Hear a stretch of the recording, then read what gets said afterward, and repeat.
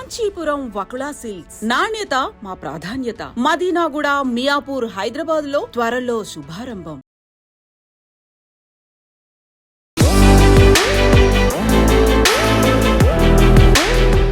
అందరికీ నమస్కారం అండి. ఈరోజు మనం పేపర్లు కానీ మీడియా కానీ చూసినట్టయితే సొసైటీలో ఎన్నో ఇష్యూస్ చూస్తున్నాం. అందులో ముఖ్యంగా కనిపించేది అది ప్రేమించి పెళ్లి చేసుకున్న పెద్దలు నిర్ణయించిన వివాహం అయినా సరే కొన్ని సంవత్సరాల తర్వాత ఎందుకు జంటలు విడిపోతున్నారు. మనం జనరల్గా ఇంట్లో కూడా డిస్కస్ చేసుకుంటూనే ఉంటున్నాం ఈ విషయం మీద. మన అమ్మలో మన అమ్మమ్మలో ఇన్నాళ్ళు కలిసి ఉన్నాం, మేము ఇన్నాళ్ళు కాంప్రమైజ్ అయ్యి ఉన్నాం, ఇదేమిటమ్మా ఇలా జరుగుతుందని మనం మాట్లాడుకోవడం వింటూనే ఉన్నాం. అయితే మీరు media, electronic media, print media చూసినట్టయితే రీసెంట్గా కొన్ని ఇష్యూస్ చూసి నిజంగా మనకే అనిపిస్తోంది, కామన్ మనే కాదు సెలబ్రిటీస్ దగ్గర నుంచి ప్రతి ఒక్కళ్ళు కూడా ఈ ప్రాబ్లం ఫేస్ చేస్తున్నారని. ఈరోజు ఈ పాయింట్ మీద ఎందుకు జంటలు విడిపోతున్నారు అంటే ఎవరి కథ వాళ్ళకు ఉండొచ్చు, ఎవరి రీజన్స్ వాళ్ళకు ఉండొచ్చు, బట్ అల్టిమేట్లీ కలిసి ఉండడానికి కొన్ని ఖచ్చితంగా కావాలి అని అయితే చెప్తూ ఉంటారు పెద్దవాళ్ళు. బట్ ఈరోజు మై స్పెషల్ గెస్ట్ రమ గారు, అలాగే అడ్వకేట్ సుబ్రహ్మణ్యం గారు, సుబ్బు గారు is with me right now. రమగారి వీడియోలు మీరు అందరూ చూసే ఉంటారు. రమగారు అడిగిన ప్రశ్నలకి సమాధానాలు నిజంగా ఒకవైపు కాకుండా ఒక సమస్య చుట్టూ ఉన్న అన్ని ఆస్పెక్ట్స్ నుంచి కూడా ప్రతి కోణంలోంచి రమగారు మాట్లాడడం అనేది జరుగుతూ ఉంటుంది. సో ఈ టాపిక్ మాట్లాడాలి అని అనుకున్నప్పుడు ఫస్ట్ గుర్తొచ్చింది రమగారే. సో ముందైతే ఇద్దరికి వెల్కమ్ చెప్పేద్దాం. రమగారు నమస్కారం అండి. నమస్తే. సుబ్రహ్మణ్యం గారు, సుబ్బు గారు నమస్కారం. రమగారు, చాలా రోజుల తర్వాత మళ్ళీ మిమ్మల్ని కలవడం నాకు చాలా సంతోషంగా ఉంది. 2 ఏళ్ళు అయిపోయింది పూర్తిగా, కంప్లీట్గా. నిజంగా ఈ టాపిక్ మాట్లాడదాం అనుకున్నప్పుడు ఇలా ఫస్ట్ వచ్చింది మీరే. రమగారు అయితే ఈ డిస్కషన్కి న్యాయం చేస్తారు అని అంత సంతోషంగా ఉంది మిమ్మల్ని కలవడం నాకు నిజంగా. Thank you. ఇవాళ పొద్దున్నే నాకు తెల్లరగట్ట వచ్చిన యూట్యూబ్లో వచ్చిన న్యూస్ అంటే సోన్స్ వాళ్ళు విడిపోయారు, అఫీషియల్గా తీసుకుంటున్నామని నాకు అనిపించింది. ఎంత బాధ అనిపించింది అంటే 18 ఏళ్ళు 19 ఏళ్ళు కలిసి జీవించి ఇద్దరు పిల్లల్ని లేదంటే ఒకళ్ళ ఇద్దరిన సంతానం కన్నా తర్వాత కూడా వాళ్ళిద్దరి మధ్య పొసగక కారణాలు ఏమేమి ఇందాక మీరు అన్నట్టు ఎన్నో కారణాలు ఉండుండొచ్చు, బట్ ఇలా విడిపోవడం అనేది ఎంతవరకు సమంజసం అంటారు మీ ఉద్దేశ ప్రకారం? ఇప్పుడు ఇది సమంజసము అసమంజసము ఎవరిది వాళ్ళదే కదా. ఇది వరకు కూడా ఇలాంటివి ఉన్నాయి. ఇప్పుడు పబ్లిక్లోకి వస్తుంది అంతా మనం తెలుసుకుంటున్నాం ఎక్కువగా.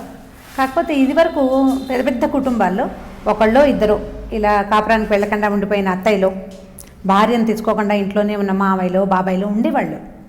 ఎక్కడో చెదురుమదురుగా కనపడుతూనే ఉండేది. అయితే ఇప్పుడు ఏంటంటే లీగల్గా వెళ్ళేందుకు చాలా మంచి అవకాశాలు వచ్చినాయి. ఏ చిన్న తేడా వచ్చినా సరే తెగతింపులు చేసేసుకునేందుకు చాలా రకాల అవకాశాలు కనపడడంతో ఇది పబ్లిక్ అయ్యి ప్రజలందరికీ తెలిసిపోతుంది.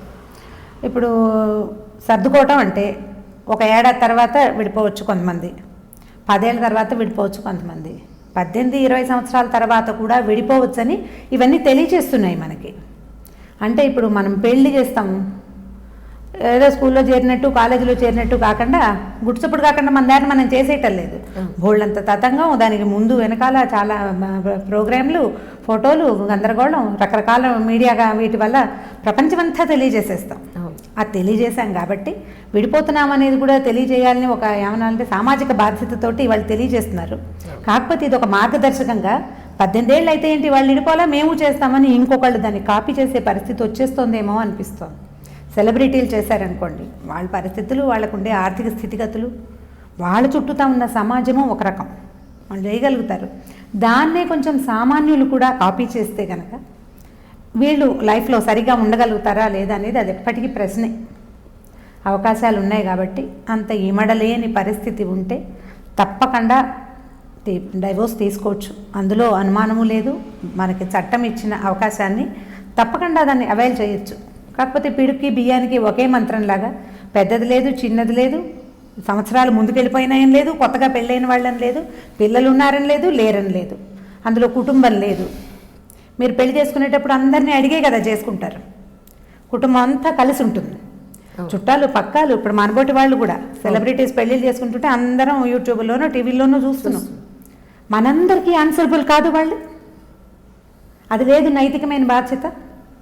నువ్వు పెళ్లి చేసుకునేటప్పుడు ధూమ్ధామని చేసుకున్నావు, నాకు ఇది నచ్చింది అది నచ్చింది బోళ్ళని చెప్పావు. విడిపోయేటప్పుడు నువ్వు ఆ కారణాలు చెప్పగలవా? బయటికి చెప్పుకోలేని కారణాలు ఉంటుంటాయి వీటికి. పబ్లిక్ చేయకుండా ఉంటే సరిపోతుంది కదా, ఊరుకోవచ్చు కదా నిశ్శబ్దంగా, ఎవరి గుహల్లో వాళ్ళు ఉండొచ్చు కదా, ఎందుకు పబ్లిక్ చేయడం అనిపిస్తుంది నాకైతే. ఈ అవకాశాన్ని తీసుకోవాలి. మనకి జీవితం చాలా దుర్భరంగా అవుతుంది ఒక్కొక్కసారి, కొంతమందితో కలిసి ఉండలేకపోతారు, పరిస్థితులు చాలా వస్తాయి కదా, సామాజికమైనవే కాదు, సంసారంలో ఇద్దరు భార్యాభర్త ఒక ఇంట్లో ఉంటే వాళ్ళ మధ్య ఏం జరుగుతుంది అనేది వాళ్ళిద్దరికి తప్పిస్తే మూడో మనిషికి తెలిసే అవకాశం ఉండదు. నిజం. అతను దుష్ప్రవర్తనో మంచివాడో సరైనవాడో అమ్మాయికి తప్ప రెండో కంటికి తెలియదు. ఈ అమ్మాయి ప్రవర్తన ఏమిటో అతనితో అమికబుల్గా ఉంటుందో లేదో ఇంకోటి తల్లి కూడా తెలియదు కనీసం. చెప్పం కదా మనము, మనకు అలాంటి సమాజం లేదు, మన పద్ధతి అది కాదు. కాకపోతే ఇప్పుడు లేటెస్ట్గా వచ్చిన అవకాశాలను బట్టి మనం ఏం చేస్తున్నామంటే ఈ పెళ్ళిళ్ళని పబ్లిషైజ్ చేసి అందరికీ చెప్పినట్టుగా విడాకులను కూడా పబ్లిక్గా చెప్పేసుకుంటున్నాం. ఈ మధ్యలో జరిగిన కథాంశాలు ఎవరికీ తెలియదు, విషయం తెలియదు మనకి. మనం దేన్ని కాపీ చేయగలుగుతాం అంజలి? జనరల్గా కనపడేదాన్ని కదా. వాళ్ళు పెళ్లి చేసుకున్నారు, డివోర్స్ చేసుకుంటున్నారు. ఇప్పుడు మనం కూడా పెళ్లి చేసుకుంటాం, వాళ్ళు చేశారు కాబట్టి మనం కూడా డివోర్స్ తీసుకోవచ్చు. ఇలా కాపీ చేసే వాళ్ళు ఎక్కువైపోతారేమో అనిపిస్తుంది. ఇప్పుడు అంతేగా, ఇప్పుడు సినిమాల్లో చాలా వరకు చూసి నిజ జీవితంలో మనం రెగ్యులర్గా వేసుకునే బట్టలు వేరే, ఆన్ స్క్రీన్ మీద కెమెరా ముందు స్టేజ్ మీద డ్యాన్స్ వేసేటప్పుడు ఒకటి, లేదంటే స్టేజ్ మీదకి వెళ్ళేది ఫోటోల కోసం వీడియోల కోసం ఒక సినిమా కోసం వేసుకునే బట్టలు వేరు. కానీ ఇప్పుడు ఏమైపోతుంది, అదే మనం బయట చూస్తున్నాం, బయట కూడా అవే బట్టలు వేసుకుని తిరుగుతున్నారు కదా. వాళ్ళు ఏమనుకుంటున్నారంటే మేము కూడా సెలబ్రిటీస్ అన్నట్టు ఫీల్ అవుతున్నారా, లేకపోతే అసలు నిజ జీవితంలో సెలబ్రిటీస్ కూడా ఇలా వేసుకోరు అన్న విషయం వాళ్ళు గుర్తించట్లేదా? అంటే ఇది కాపీ చేయొచ్చా చేయకూడదా అనేది ఎవ్వరూ ఆలోచించరు. ఇవి జరుగుతాయి, వాళ్ళకి ఏం ప్రాబ్లం ఉందో పాపం, ఆమె ఏం అవస్థ పడుతుందో, అతని పరిస్థితి ఏంటో, వాళ్ళిద్దరూ ఒకరితో ఒకళ్ళు సర్దుకోలేకపోయారు. అవకాశం ఉంది, చట్టం అవకాశాలు ఇచ్చింది మనకి, తీసుకోండి. కనీసం పబ్లిషైజ్ చేయబోకండి దాన్ని. నువ్వు పెళ్లి చేసుకునేటప్పుడు మా పర్మిషన్ అడగలేదు కదా, పబ్లిక్ని అడిగేవా నువ్వు? పెళ్ళి అని పెట్టారు అంతే కదా. ఫలానా వారి అబ్బాయితోకి మా అమ్మాయి నుంచి పెళ్లి చేస్తున్నామని తండ్రి గారు చెప్పాడా? ఏం లేదు, వాళ్ళిద్దరిది పెళ్ళి అని పత్రికలో వేశారు, చూసాము. కొన్నాళ్ళు బాగానే కలిసి ఉన్నారు, వాళ్ళిద్దరు కలిసి సినిమాలు తీశారు, రికార్డులు వెళ్ళారు, ఏదో ఊరు వెళ్ళారు, గుళ్ళు గోపురాలు తిరిగారు, ఎవరికో సహాయం చేశారు, గుళ్ళని మంచి మంచి కార్యక్రమాలు చేశారు. సడన్గా వన్ ఫైన్ డే విడిపోతున్నామని మాకెందుకు చెప్పడం? మేము సామాన్యంగా తెలుసుకుంటాం. ఇట్లా ప్రత్యేకంగా చెప్పడం వల్ల జనం కాపీ చేస్తారేమో అనిపించేస్తుంది. నా మటుకు నేనైతే అట్లా ఫీల్ అవుతాను.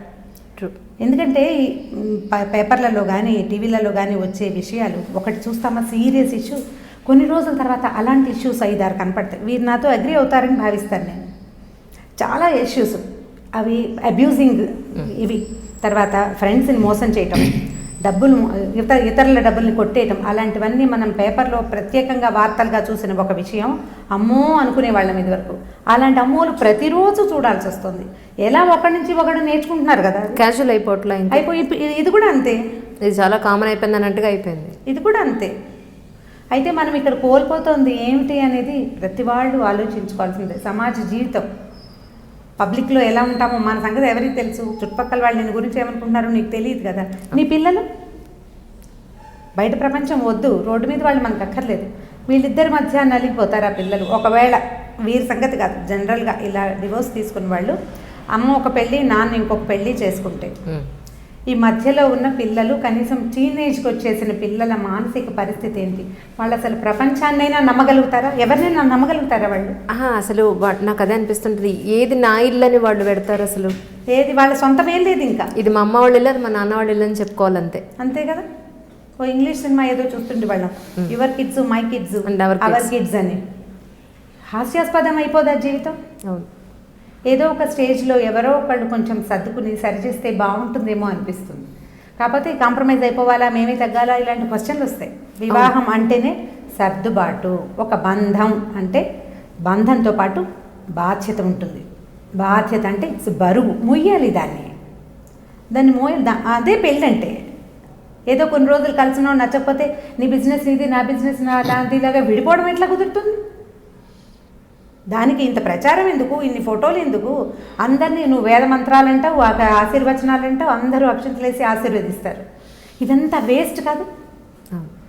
ఎందుకు ఈ ప్రయత్నం అంతా చేస్తున్నాం మనం పెళ్ళికి ఎంత అర్థం ఉంది మన వ్యవస్థలో. పెళ్ళి ఎంత పెద్ద బంధం, ఎంత పెద్ద స్టెప్. పెళ్ళికి రెడీ అవ్వటమే ఇప్పుడు ఒక పెద్ద వ్యవహారంగా కనిపిస్తుంది. ఏమంటారు, మేము ఇంకా పెళ్లికి రెడీ కాలేదని చెప్తున్నారు పిల్లలు. అవును. పెళ్లికి రెడీ అవ్వటం, మెంటల్గా ప్రిపేర్ అవుతున్నారు. ఇంత ప్రిపరేషన్ అయ్యి వాళ్ళు వీళ్ళు అంతా ఒప్పుకుని బోల్డ్ ఫోటోలు తీసి షూట్లు చేసి అవి చేసి ఇవి చేసి లక్షలు డబ్బు ప్రవాహంలాగా పోసేసి మధ్య మధ్యలో మనబోటి వాళ్ళ తోచక ఉబుసుపోక యూట్యూబ్ కదుపుతుంటే వాళ్ళెవరిగో పెళ్లి షూట్లు మనం కూడా చూసి అందరు అబ్బా భలే బాగా చేస్తారు, మనం కూడా చేయాలి. మా పిల్లలు కొంతమంది అడుగుతుంటాం, నాకు కూడా ఇలాగే చేస్తావా అమ్మ అని అడిగితే వాళ్ళు ఎవరో చేసుకున్నారు పేరెంటో, మనం చేసుకోకపోతే కుదరదని మనం కూడా చేసుకుని, వాళ్ళు ఎవరో విడాకులు తీసుకున్నారు, మనం కూడా తీసుకుంటాం.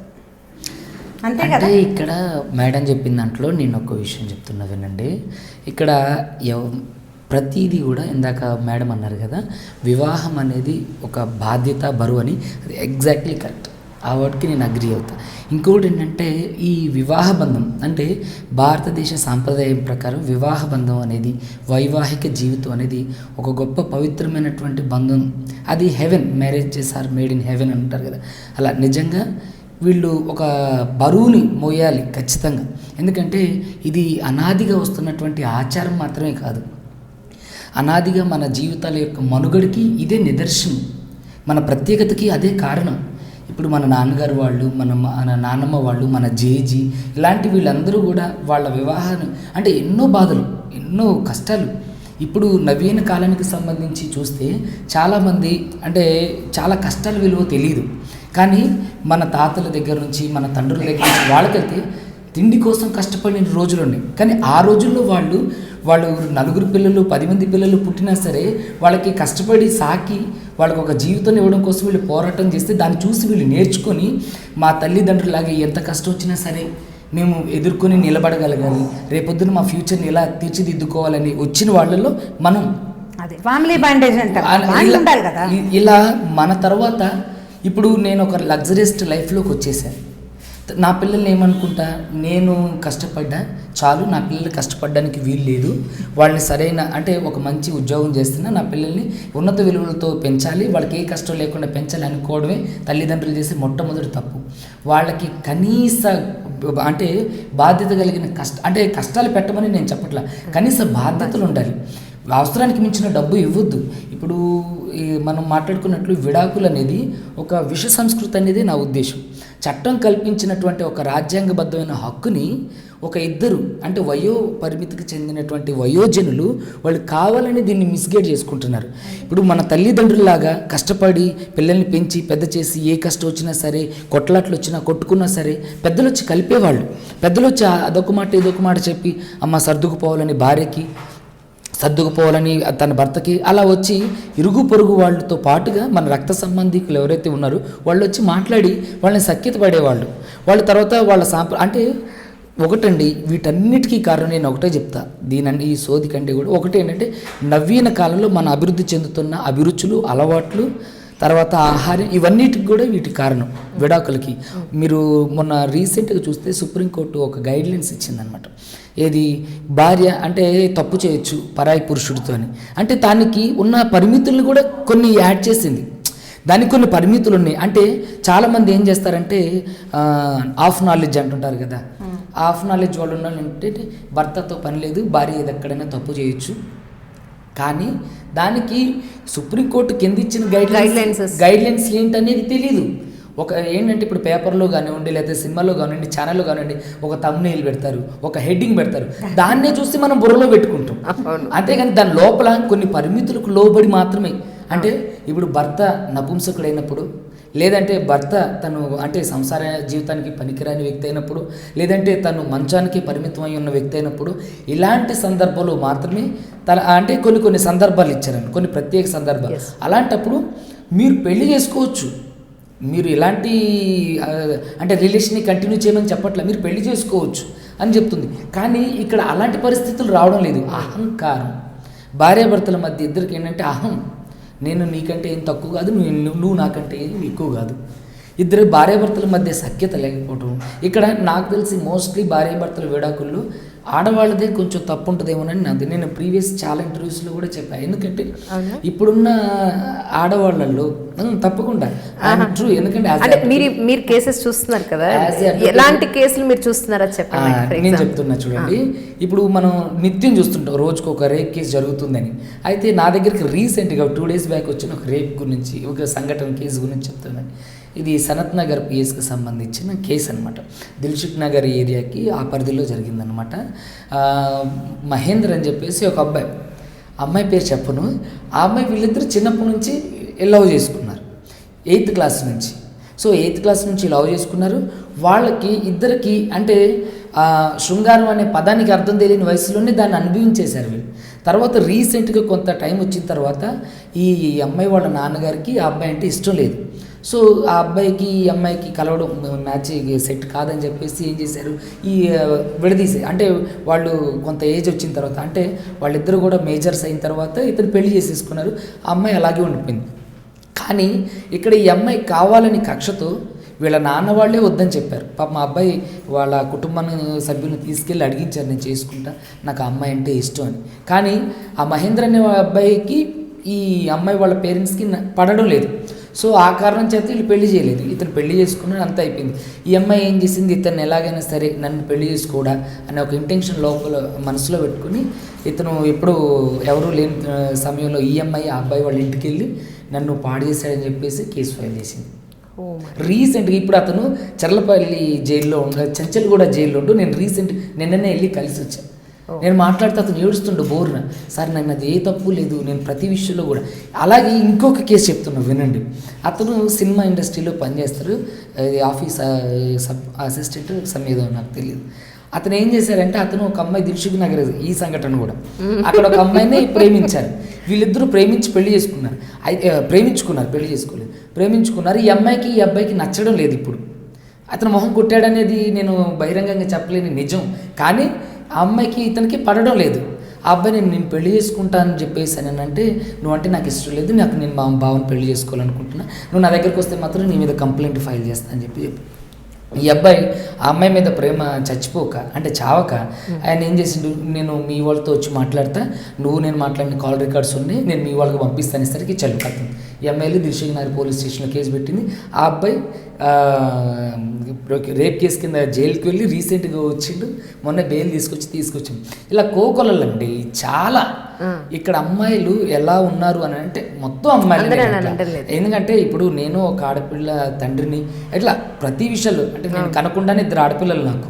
అంటే నేను ఏమంటున్నానంటే ఆడపిల్లల వ్యవస్థ, వాళ్ళ మనస్తత్వం, వాళ్ళ ఆహార్యం, వాళ్ళ అలవాట్లు, అభిరుచులు అన్నీ కూడా తల్లిదండ్రులు చిన్నప్పటి నుంచి అబ్జర్వ్ చేస్తున్నప్పటికీ కూడా వాళ్ళు చిక్కడు దొరకడు అన్నట్టుగా తల్లిదండ్రుల కళ్ళే కప్పి వీళ్ళు చేయాల్సిన వేషాలన్నీ వేసేస్తుంటారు.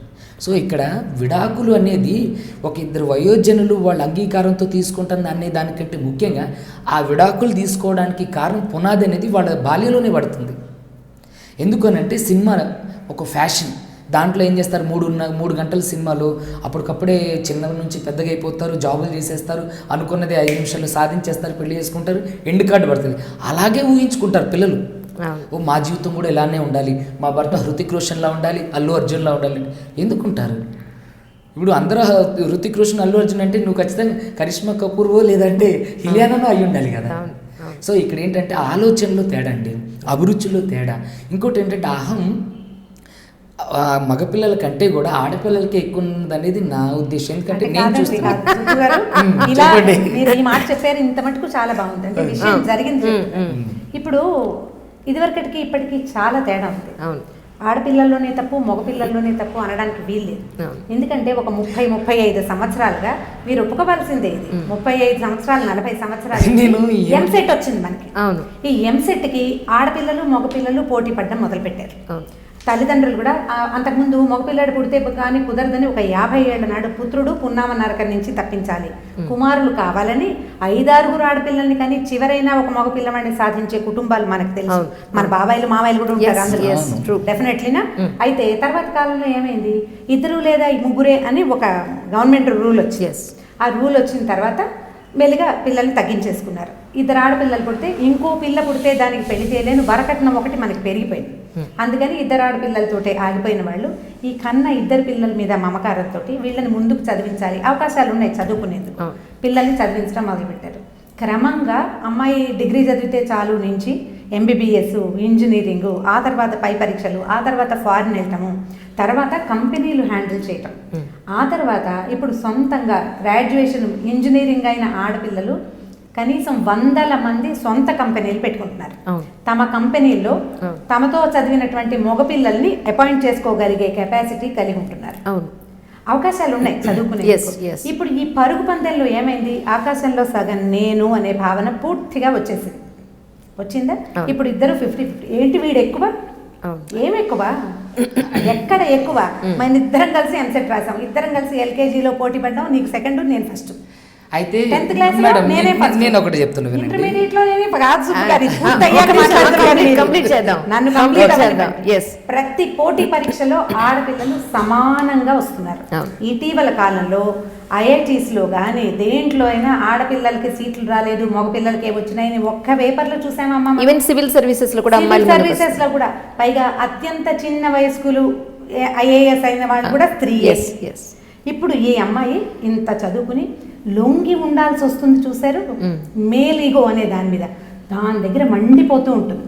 ఆ మంటకి చచ్చేలా చదివిస్తారు అమ్మా నాన్న, పొద్దున పగలు రాత్రి ఆ పిల్లల మీదే ప్రాణాలు పెట్టుకుని వాళ్ళని యువరాణులుగా కాదు మహారాణులుగా చూసుకున్న వాళ్ళు కూడా సాటిస్ఫై ఎవరు? నువ్వు ఆడపిల్లవి, నువ్వు సర్దుకోవాలి అని చెప్పలేకపోతారు. మనం నేర్పలేదు. అది 35-45 సంవత్సరాల క్రితం ఈ బీజం పడింది. అవును. బోర్డుల మీద నేను స్కూల్కి వెళ్ళే రోజులంటే ఇప్పటికి కనీసం 43-47 ఇయర్స్ బ్యాక్ సంగతి చెప్తున్నాను నేను. నాకు 5 ఏళ్ల వయసు అప్పటి నుంచి నేను చూస్తున్నా ఇద్దరు లేదా ముగ్గురు అనేది ఈ ఎర్ర త్రికోణం బొమ్మ. మీరు నా తర్వాత పుట్టుంటారు ఖచ్చితంగా. ఆయన చూడలేదు, ఈయన నాటికి ఆయనకు తెలుసు వాళ్ళిద్దరు ముగ్గురు. నేను చెప్తున్నాను, మేము 9 పిల్లలు, 9 మంది సంతానం మేము.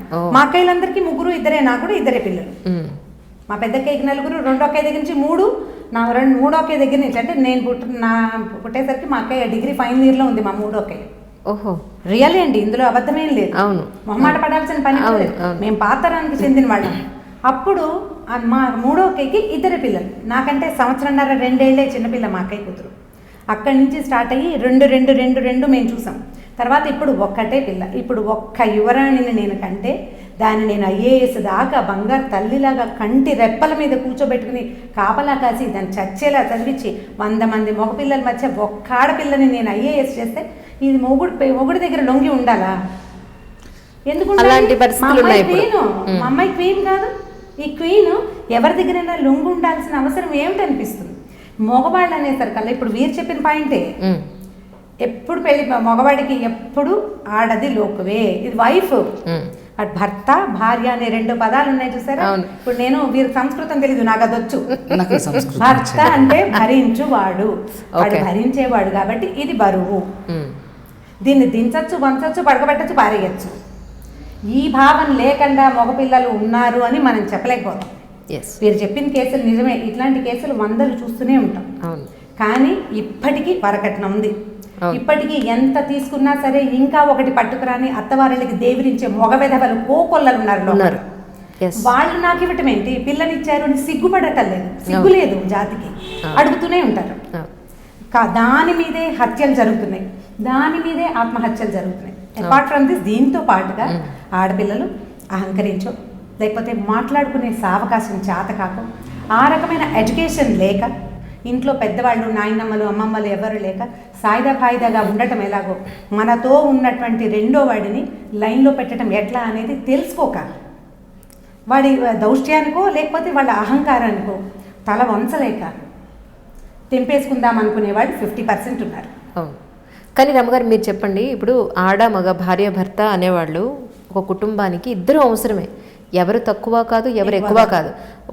నేను రీసెంట్గా చూస్తున్నాను, వైఫ్ లేని ఒక సింగిల్ హస్బెండ్ లైఫ్ని చూస్తే ఇంటిలో అసలు ఇంకా ఒక 7 లేచినట్టే ఇంకా ఇల్లు అలా ఉంటుంది. ఇంకా హస్బెండ్ లేకపోయినా అమ్మాయి పిల్లలతోటి అన్నీ చేసుకోగలుగుతుంది, కానీ వైఫ్ లేకుండా లేదా అసలు ఆ హస్బెండ్ ఒక్కడు ఏమి చేసుకునే పరిస్థితి కూడా లేదు. అలాంటి ఒంటరి జీవితాలను కూడా నేను చూసాను రీసెంట్గా. అవే ఉంటాయి. అంటే నేను అనేది ఏంటంటే ఆ సంసారానికి లేడీ అనేది ఎంత ఇంపార్టెంటో జెంట్ అనేవాడు అంతే ఇంపార్టెంట్. ఇది ఎందుకు గ్రహించట్లేదు జనాలు? గ్రహించట్లేరంటే మేల్ ఇగో అంటాను నేనైతే. ప్రధానమైన పాయింట్ అది. తర్వాత ఇంకేంటంటే ఆర్థిక అసమానతలు, పెంపకంలో లోపాలు, తాము పెరిగిన వాతావరణం, అమ్మాయిలు పెరిగిన వాతావరణం, ఇద్దరు మాట్లాడుకుని పని చేసుకోవాలనే దృక్పథంలో అమ్మాయింది అనుకోండి, ఆడదానికి దానికి చెప్పేది ఏమిటని మగవాడు ఉండొచ్చు. అతని పెంపకం అది, అతను బ్రాట పట్ల ఉన్నప్పుడు ఇక మనం చేయగలిగేది. పెళ్ళంటే 2 వేరు జీవితాలు ఒక చోటకి రావడం. వీళ్ళిద్దరికి ఆర్థికమైన అసమానతలు ఉంటాయి, పెంపకంలో లోపాలు ఉంటాయి, చదువుల్లో లోపాలు ఉంటాయి. అబ్బాయి బ్రైట్ అయ్యి అమ్మాయి డల్ అవ్వచ్చు, లేదా అమ్మాయే చాలా బ్రైట్ అయ్యి అబ్బాయి మామూలు వాడు అవ్వచ్చు. వీళ్ళిద్దరూ కలుస్తారు. కలిసేసరికి ఈ తేడాలు ఉన్నాయి చూసారా, కొంచెం కొత్త హుమ్మస్సులో తెలియదు. కొంచెం జీవితం ముందుకెళ్ళేసరికల్లా అవి పెద్దవిగా కనపడతాయి. ఒకళ్ళనొకళ్ళు చిన్నపుచ్చుకుంటారు, క్షమించుకోలేకపోతారు. పెళ్ళి అంటే ఒకటి బాధ్యత కాదు, ఒక బాధ్యతే కాదు, ప్రధానమైనది ఒకళ్ళనొకళ్ళు ఒప్పుకోవటం. ఇతను ఇంతే, అతనికి తెలియదు అని నేను యాక్సెప్ట్ చేసేస్తే గొడవ ఉండదు. ఇతను ఇలా ఎందుకున్నాడు అని ప్రశ్నించి మీ అమ్మలాగా మీ నాన్నలాగా అని అన్నారనుకో, ఆ చిన్నతనాన్ని మగవాళ్ళు భరించలేకపోతారు.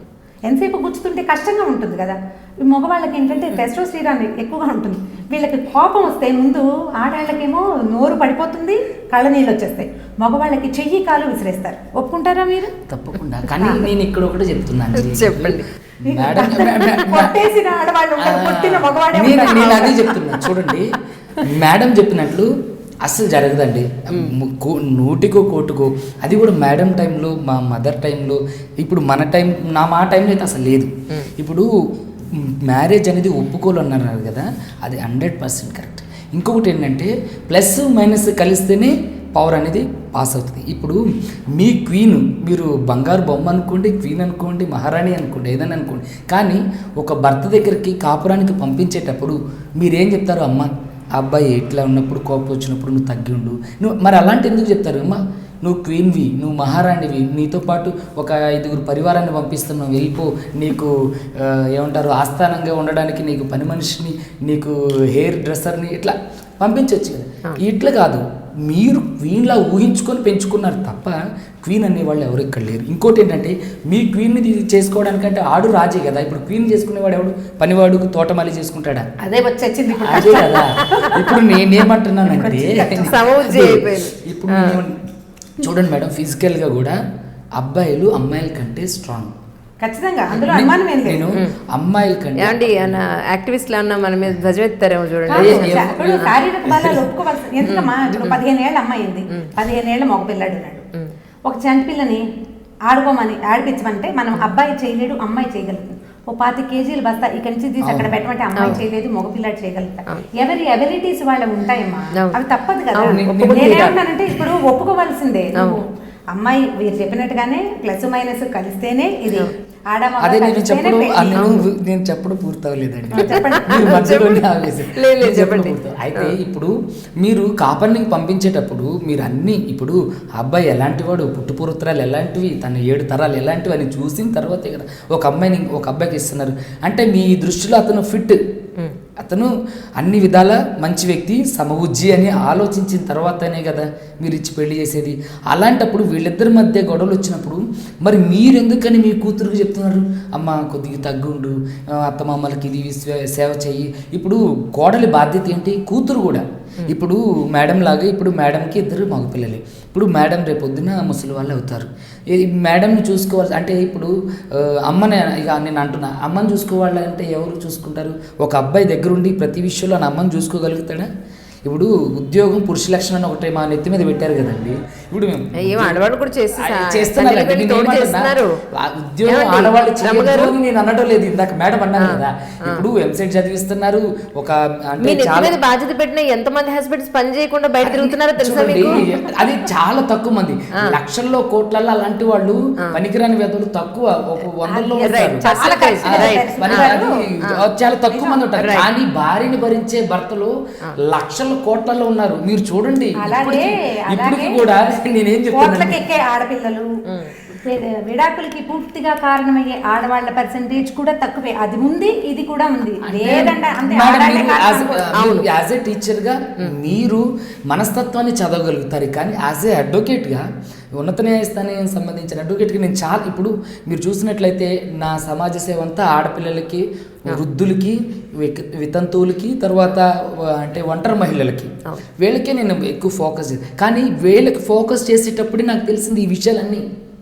ఇక్కడ ఏంటంటే ఆడవాళ్ళు చాలా మంచి వాళ్ళు ఉన్నారు. ఇప్పుడు మా అమ్మ ఆడామె, కానీ మా అమ్మగారిని మా నాన్నగారు కొడితే వెంటనే లగేజ్ సర్దుకొని పుట్టింటికి వెళ్ళిపోయి, రే నేను రానురా కాపురానికి, నువ్వు నన్ను వచ్చి తీసుకొని వెళ్ళు, నా కాళ్ళు పట్టుకో అవి అని చెప్పి మా అమ్మగారు ఆర్డర్ పాస్ చేయాల. మా అమ్మగారు తిండి పెట్టుకున్నా, ఒకవేళ కొట్టినా సరే. ఇప్పుడు ఇంకో మన పక్కన ఇంకొక యాక్టివిస్ట్ ఉంటే, అంటే కొడితే పడితేనే కన్క్లూజన్ రాకుండానే మీరు నాకు ఏదో ఆపాదిస్తారు. చెప్పండి, కొడితేను లేకపోతే నువ్వు పడాలను ఇక్కడ అనడం లేదండి. ఇప్పుడు నేను రేపు పొద్దున నా ఆడపిల్లని వేరే వాళ్ళ ఇంటికి వచ్చినా వాడు కొట్టినా నేను ఊరుకోను. అరే నేను ఇన్ని సంవత్సరాలు బంగారు బొమ్మలాగా పెంచుకొని నీకు ఇచ్చిన నా కూతురి నువ్వెలా కొడతారో వెధవ అని చెప్పి నేను తిడతా, నేను అపోజ్ చేస్తా. కానీ ప్రతి విషయంలోని ప్రతిసారి కొట్టుకున్నప్పుడల్లా నేను వెళ్తే ఏమవుతుందంటే, అతనికి ఈ భర్త అనేవాడు ఎవడైతే అంటే పురుషుడు అనేవాడికి ఏంటంటే, ఏంటి నా జీవితం ఇది, ఇప్పుడు థర్డ్ పార్టీ ఇన్వాల్వ్మెంట్ వల్లే ఇక్కడ విడాకులు అనేవి జరగడానికి అవకాశం ఉంది. భార్య భర్తలు కొట్టుకున్నారు, తిట్టుకున్నారు, వాళ్ళని వదిలేయాలి అంతే. వాళ్ళు అంటే మరీ తిట్టుకొని అది తీవ్ర స్థాయిలో తీవ్ర రూపం దాల్చేంత వరకు తల్లిదండ్రులు అనేవాళ్ళు వెయిట్ చేయొద్దు. వాళ్ళ మధ్యలో ఒక స్థాయి గొడవ వరకు మీరు మాట్లాడకుండా ఉండాలి. అమ్మాయి అణిగి ఉండాలి అనేది నా ఉద్దేశం. అంతే విధంగా అమ్మాయికి అన్ని విషయాల్లో అవకాశాలు కల్పించాలనేది నా మాట. ఇప్పుడు అమ్మాయి తగ్గి ఉండడంలో తప్పేంటి చెప్పండి. ఇప్పుడు పురుషుడు అనేవాడు తగ్గి ఉంటాడు. ఇప్పుడు వాడికి మీరు చెప్పండి, ఇంకొక యాక్టివిస్ట్ ఉంటే అమ్మాయి ఎందుకు తగ్గి ఉండాలి, అబ్బాయి అట్లాంటప్పుడు ఇక వివాహ వ్యవస్థ, వైవాహిక జీవితం అనేది నడవదండి. ఇప్పుడు నేను ఇందాకే అన్నా కదా, అమ్మాయి తగ్గుండాలి అనే దాని గురించి ఏంటంటే, అమ్మాయికి బాధ్యతలు అటు ఇప్పుడు ఒక పురుషుడు తప్పు చేసింది అనుకోండి, తన కుటుంబమే సఫర్ అవుతుంది. కానీ అమ్మాయి ఏదైనా తప్పు చేసింది అనుకోండి, అటు అమ్మాయి తరపు కుటుంబం, ఇటు అబ్బాయి తరపు కుటుంబం తలగా ఎత్తుకోలేరు. ఇప్పుడు అమ్మాయి మీరు ఎలా చెప్తున్నారంటే అబ్బాయి తప్పు చేసినా పర్వాలేదు, అబ్బాయి తప్పు చేసినా పర్వాలేదని నేను అనడం లేదండి. అబ్బాయి తప్పు చేస్తే ఖచ్చితంగా శిక్షించాల్సిందే, నేను తప్పు అని అంట. కానీ మీ మధ్య ఏమన్నా మనస్పర్ధలు వచ్చినప్పుడు భర్తని రాకాసిలాగా ఇట్లా ఏమంటారు, లంకిని శంకిని డాకిని లాగా నువ్వు మీద పడిపోయి అరిచేస్తే ఎక్కువ కేసులు చూస్తున్నట్టున్నారు. అట్లాంటి లేదండి. కానీ ఇప్పుడు ఇక్కడ మన ఉద్దేశం ఏంటంటే, విడాకులు ఎందుకు తీసుకోవాల్సిన పరిస్థితులు వస్తున్నాయని మన కాన్సెప్ట్. నేను అదే చెప్తున్నాను. ఇది తల్లిదండ్రులే నేర్పిస్తూ, అంటే తల్లిదండ్రుల దగ్గరే పునాది పడుతుంది. అంటే వాళ్ళకి తెలిసి అమ్మ నువ్వు పెద్దదిగా విడాకులు తీసుకో అని ఏ తల్లిదండ్రులు చెప్పరు. అంటే వీళ్ళ అమ్మాయిలు కొంచెం వీళ్ళ ఆలోచన అనేది చాలా విస్తృతంగా ఉంటుంది. వీళ్ళు అనేక రకాలుగా ఆలోచన చేస్తుంటారు. సో ఇక్కడ అమ్మాయిల యొక్క పెంపకం అనేది తల్లిదండ్రులు ప్రతి క్షణం అబ్జర్వ్ చేయలేరు. సో అలాగే అబ్బాయిల వల్ల కూడా విడాకులైన కేసులే ఉన్నాయి మోస్ట్లీ. అంటే ఉన్నాయి. అట్లని చెప్పేసి అమ్మాయిలు నేను తప్పు అనడం లేదండి. ఇక్కడ పునాది అనేది పెంపకం దగ్గర పడుతుంది. వాళ్ళ ఆహార్యం పైన, వాళ్ళ విధి విధానాలపైన, వాళ్ళ వ్యక్తిగతం పైన, వాళ్ళ అభిరుచులపైన ఆధారపడి విడాకులు జరుగుతున్నాయి. ఇప్పుడు నేనున్నాను అనుకోండి, నేను 10th క్లాస్ చదివేటప్పుడు నా వే ఆఫ్ లివింగ్ స్టైల్ ఎలా లేదు. నేను ఒక అడ్వకేట్ అయిన తర్వాత నా way of living style, cost of living ఇదంతా మారిపోయింది. అంటే నువ్వు కూతురుగా ఉన్నప్పుడు కుటుంబ వ్యవస్థలో నువ్వు ఒక కూతురుగా, అంటే నువ్వు ఒక మ్యారీడ్ ఉమెన్ కాకముందు నీ ఇష్టారాధ్యం, నీ తల్లిదండ్రులు నువ్వు ఏ చేసినా భరించగలుగుతారు. కానీ ఒక వివాహ వ్యవస్థ ఒక బలమైన పునాది పైన కట్టబడింది ఇది. ఇప్పుడు మన సనాతన ధర్మంలో ఇది ఒక భాగం. ఇప్పుడు భార్య అనే ఆమె అంటే ఈ విడాకులు తీసుకుంటానని పోయి ముందుకు వెళ్ళి చేసిన కేసులే నేను మోస్ట్లీ చేసేది కూడా చాలా. నేను ఆడవాళ్ళ పక్షపాతం అయినా సరే నేను ఇలా ఎందుకు మాట్లాడుతున్నాను, జరిగేవన్నీ అవే. మీకు ఎన్ని ఎగ్జాంపుల్స్ నా దగ్గర ఉన్న కేసు నెంబర్స్ ఏమన్నా ఇస్తా, మీరు చెక్ చేసుకునే అవసరం అయితే. రమగారు కాదు, ఇప్పుడు క్షమించదగ్గ కాంప్రమైజ్ అవ్వగలిగే పాయింట్స్ కొన్ని ఉంటాయి, క్షమించరానివి కొన్ని ఉంటాయి. అంటే అది ఇట్స్ ప్యూర్లీ పర్సనలైజ్డ్. అవి కొన్ని మనం మాట్లాడలేము. అసలు ఇందాక మీరు చెప్పినట్టుగా అసలు నిజం ఏంటి అనేది మనకు ఎవరికీ తెలియదు. కానీ ఎంతవరకు కాంప్రమైజ్ అవ్వచ్చు అంటారు మీ ఉద్దేశ ప్రకారం? ఎందుకంటే పిల్లలు ఉండొచ్చు, సో వాళ్ళ ఫ్యూచర్ని దృష్టిలో పెట్టుకొని ఎంతవరకు ఇప్పుడు రెండు వైపుల నుంచి లేడీ మాత్రమే కాంప్రమైజ్ అవ్వాలని కాదు, హస్బెండ్ మాత్రమే కాంప్రమైజ్ అవ్వాలని కాదు, వాళ్ళిద్దరూ కాంప్రమైజ్ అయితే పిల్లల ఫ్యూచర్ బాగుంటుంది, పిల్లల గురించి ఒక మాట ఆలోచించాలి కాబట్టి అన్నది పాయింట్ ఇక్కడ మేజర్ మనం అందరం చెప్పేది. మన సుబ్రహ్మణ్యం గారు చెప్పిన మాటే చాలా కరెక్ట్. పాత కాలంలో అమ్మలు తనులు తినేవాళ్ళు, పిల్లల కోసం సంసారం కోసం భరించేవాళ్ళు. ఇదివరకటి కాలానికి ఇప్పటికీ తేడా అంటే ఇప్పుడు కూడా అలాగే ఉంది. ఆడపిల్లలు ఇళ్లలో పుట్టిళ్లలో గెస్ట్లుగా ఉండేవారు. వీరికి తెలియదు బహుశా unwanted guest. Oh my God, such a great point Ramu గారు. ఎందుకంటే పెళ్లి అయిన తర్వాత అది అత్తారింటికి సంబంధించిన విషయం. అమ్మాయి ఎప్పుడైనా పండగ వస్తే ఇక్కడ యువరాణిలాగా చూసి పంపించాలి, ఆ పిల్లని ఇక్కడ వంట కూడా చేయించకూడదు అనుకునేవాళ్ళు కొన్ని కుటుంబాలు. ఇప్పుడు కూడా ఉంది. మిడిల్ క్లాస్ ఫ్యామిలీస్ అన్ని ఇలాగే ఉంటాయి. అవును, లోవర్ క్లాసెస్ లో బాగా అంటే పేదరికంలో ఉండేవాళ్ళు, పని చేసుకుని జీవించేవాళ్ళు అయితే పిల్ల వస్తే పండగ ఖర్చులు పిల్ల కూడా కొంచెం సంపాదించి తండ్రి మొగుడికి ఇవ్వవలసిన డబ్బులు కూతురే సంపాదించి పెట్టేది పాత కాలంలో. పల్లెటూళ్ళల్లో ఉన్న వాళ్ళకి ఖచ్చితంగా తెలుస్తుంది సంగతి. అప్పటి నుంచి ఇప్పటిదాకా పెళ్ళైన ఆడపిల్ల అన్వాంటెడ్ గెస్ట్, కేవలం గెస్ట్ 4 రోజులు చక్కగా జాగ్రత్తగా చూసి తనంటే దాన్ని పంపించేసేయాలి. అలాంటి పద్ధతి ఇది వరకు ఉండేది. పైగా ఇక్కడ ఏదైనా సమస్య వస్తే వెళ్ళి ఎవరి మీద పడాలి? ఎవరు ఈవిడ్ని సపోర్ట్ చేసేవాళ్ళు? భర్త దగ్గర తన్నులు తిని ఏడుస్తూ వస్తే 4 రోజుల నుంచి మళ్ళీ ఏదో మంచి రోజు చూసి పసుపు కుంకుమ ఇచ్చి పంపేసేవారు. మేనమామో బాబాయో వెనకాల ఉండి బాబు నాయన కొంచెం మంచిది చేసుకొని ఆయన ఇట్లా చేయబోకు నాయన, తల్లి లేని పిల్లనో అమ్మ నాన్న పెద్దవాళ్ళు అయిపోయారు బతిలాడి, లేదా వాళ్ళ మేనమామ వీళ్ళ మేనమామ కూర్చుని ఇద్దరు డిస్కషన్ చేసి ఏదో మొత్తానికి కాంప్రమైజ్ చేసేవాళ్ళు. ఒకనాటి కాలం అది. ఇప్పుడు పరిస్థితి ఈ ఆలు ఏబిసిడీలు రాని అమ్మలు ఇవాళ లేరు. ఇవాళ ఉన్న వాళ్ళు ఎవరు? ఈ మగవాడితో సమానంగా ప్రతి రంగంలోనూ పరిగెత్తి ఈ పరుగు పందెంలో వాడి చేతిలో సీట్లు కూడా వీళ్ళే లాగేసుకుని కైవసం చేసుకుని అమ్మతల్లులు ఉన్నారు. ఇప్పుడు ఇలా పరిగెత్తిన పిల్లని నువ్వేం చెప్పచ్చు? మీరు అన్నట్టు అణిగిమడిగి ఉండు కాదు, సాయిదా పాయిదాగా ఉండు. నువ్వు పెళ్లి చేసుకుంటున్నావు, ఏదైనా ప్రాబ్లం వస్తే మీ ఇద్దరు కూర్చుని మాట్లాడుకోండి, లేదా మమ్మల్ని కూర్చోబెట్టి మాట్లాడు. తెగేదాకా లాగదు. అణిగిమణిగుండు, అత్తమామల పాదసేవ చెయ్యి, ఇలాంటివి చెప్పలేము. ఇప్పుడు పాదసేవ కాలం పోయింది, మా చిన్నప్పుడే, ఇప్పుడు లేదు. ఇప్పుడు మనం ఏం చెప్పాలంటే హెల్ప్ఫుల్ గా ఉండాలి. ఫ్యామిలీ అనేది చాలా ముఖ్యమైనది. వివాహం మనం ఎందుకు చేస్తున్నాం? పెళ్లి చేసే ముందే ఇప్పుడు మాట్లాడుకునే అవకాశాలు ఉన్నాయి. ఆడపిల్ల మగ పిల్లడు శుభ్రంగా మాట్లాడుకుంటారు. పైగా వీరన్నట్టుగా అటేడు తరాలు ఇటేడు తరాలు ఇప్పుడు చూడట్లేదు. ఇప్పుడు ఏం చేస్తున్నాం మనము? మ్యాట్రిమోనీలు రకరకాల అన్ని కులాల వారీగా మ్యాట్రిమోనీలు ఉన్నాయి.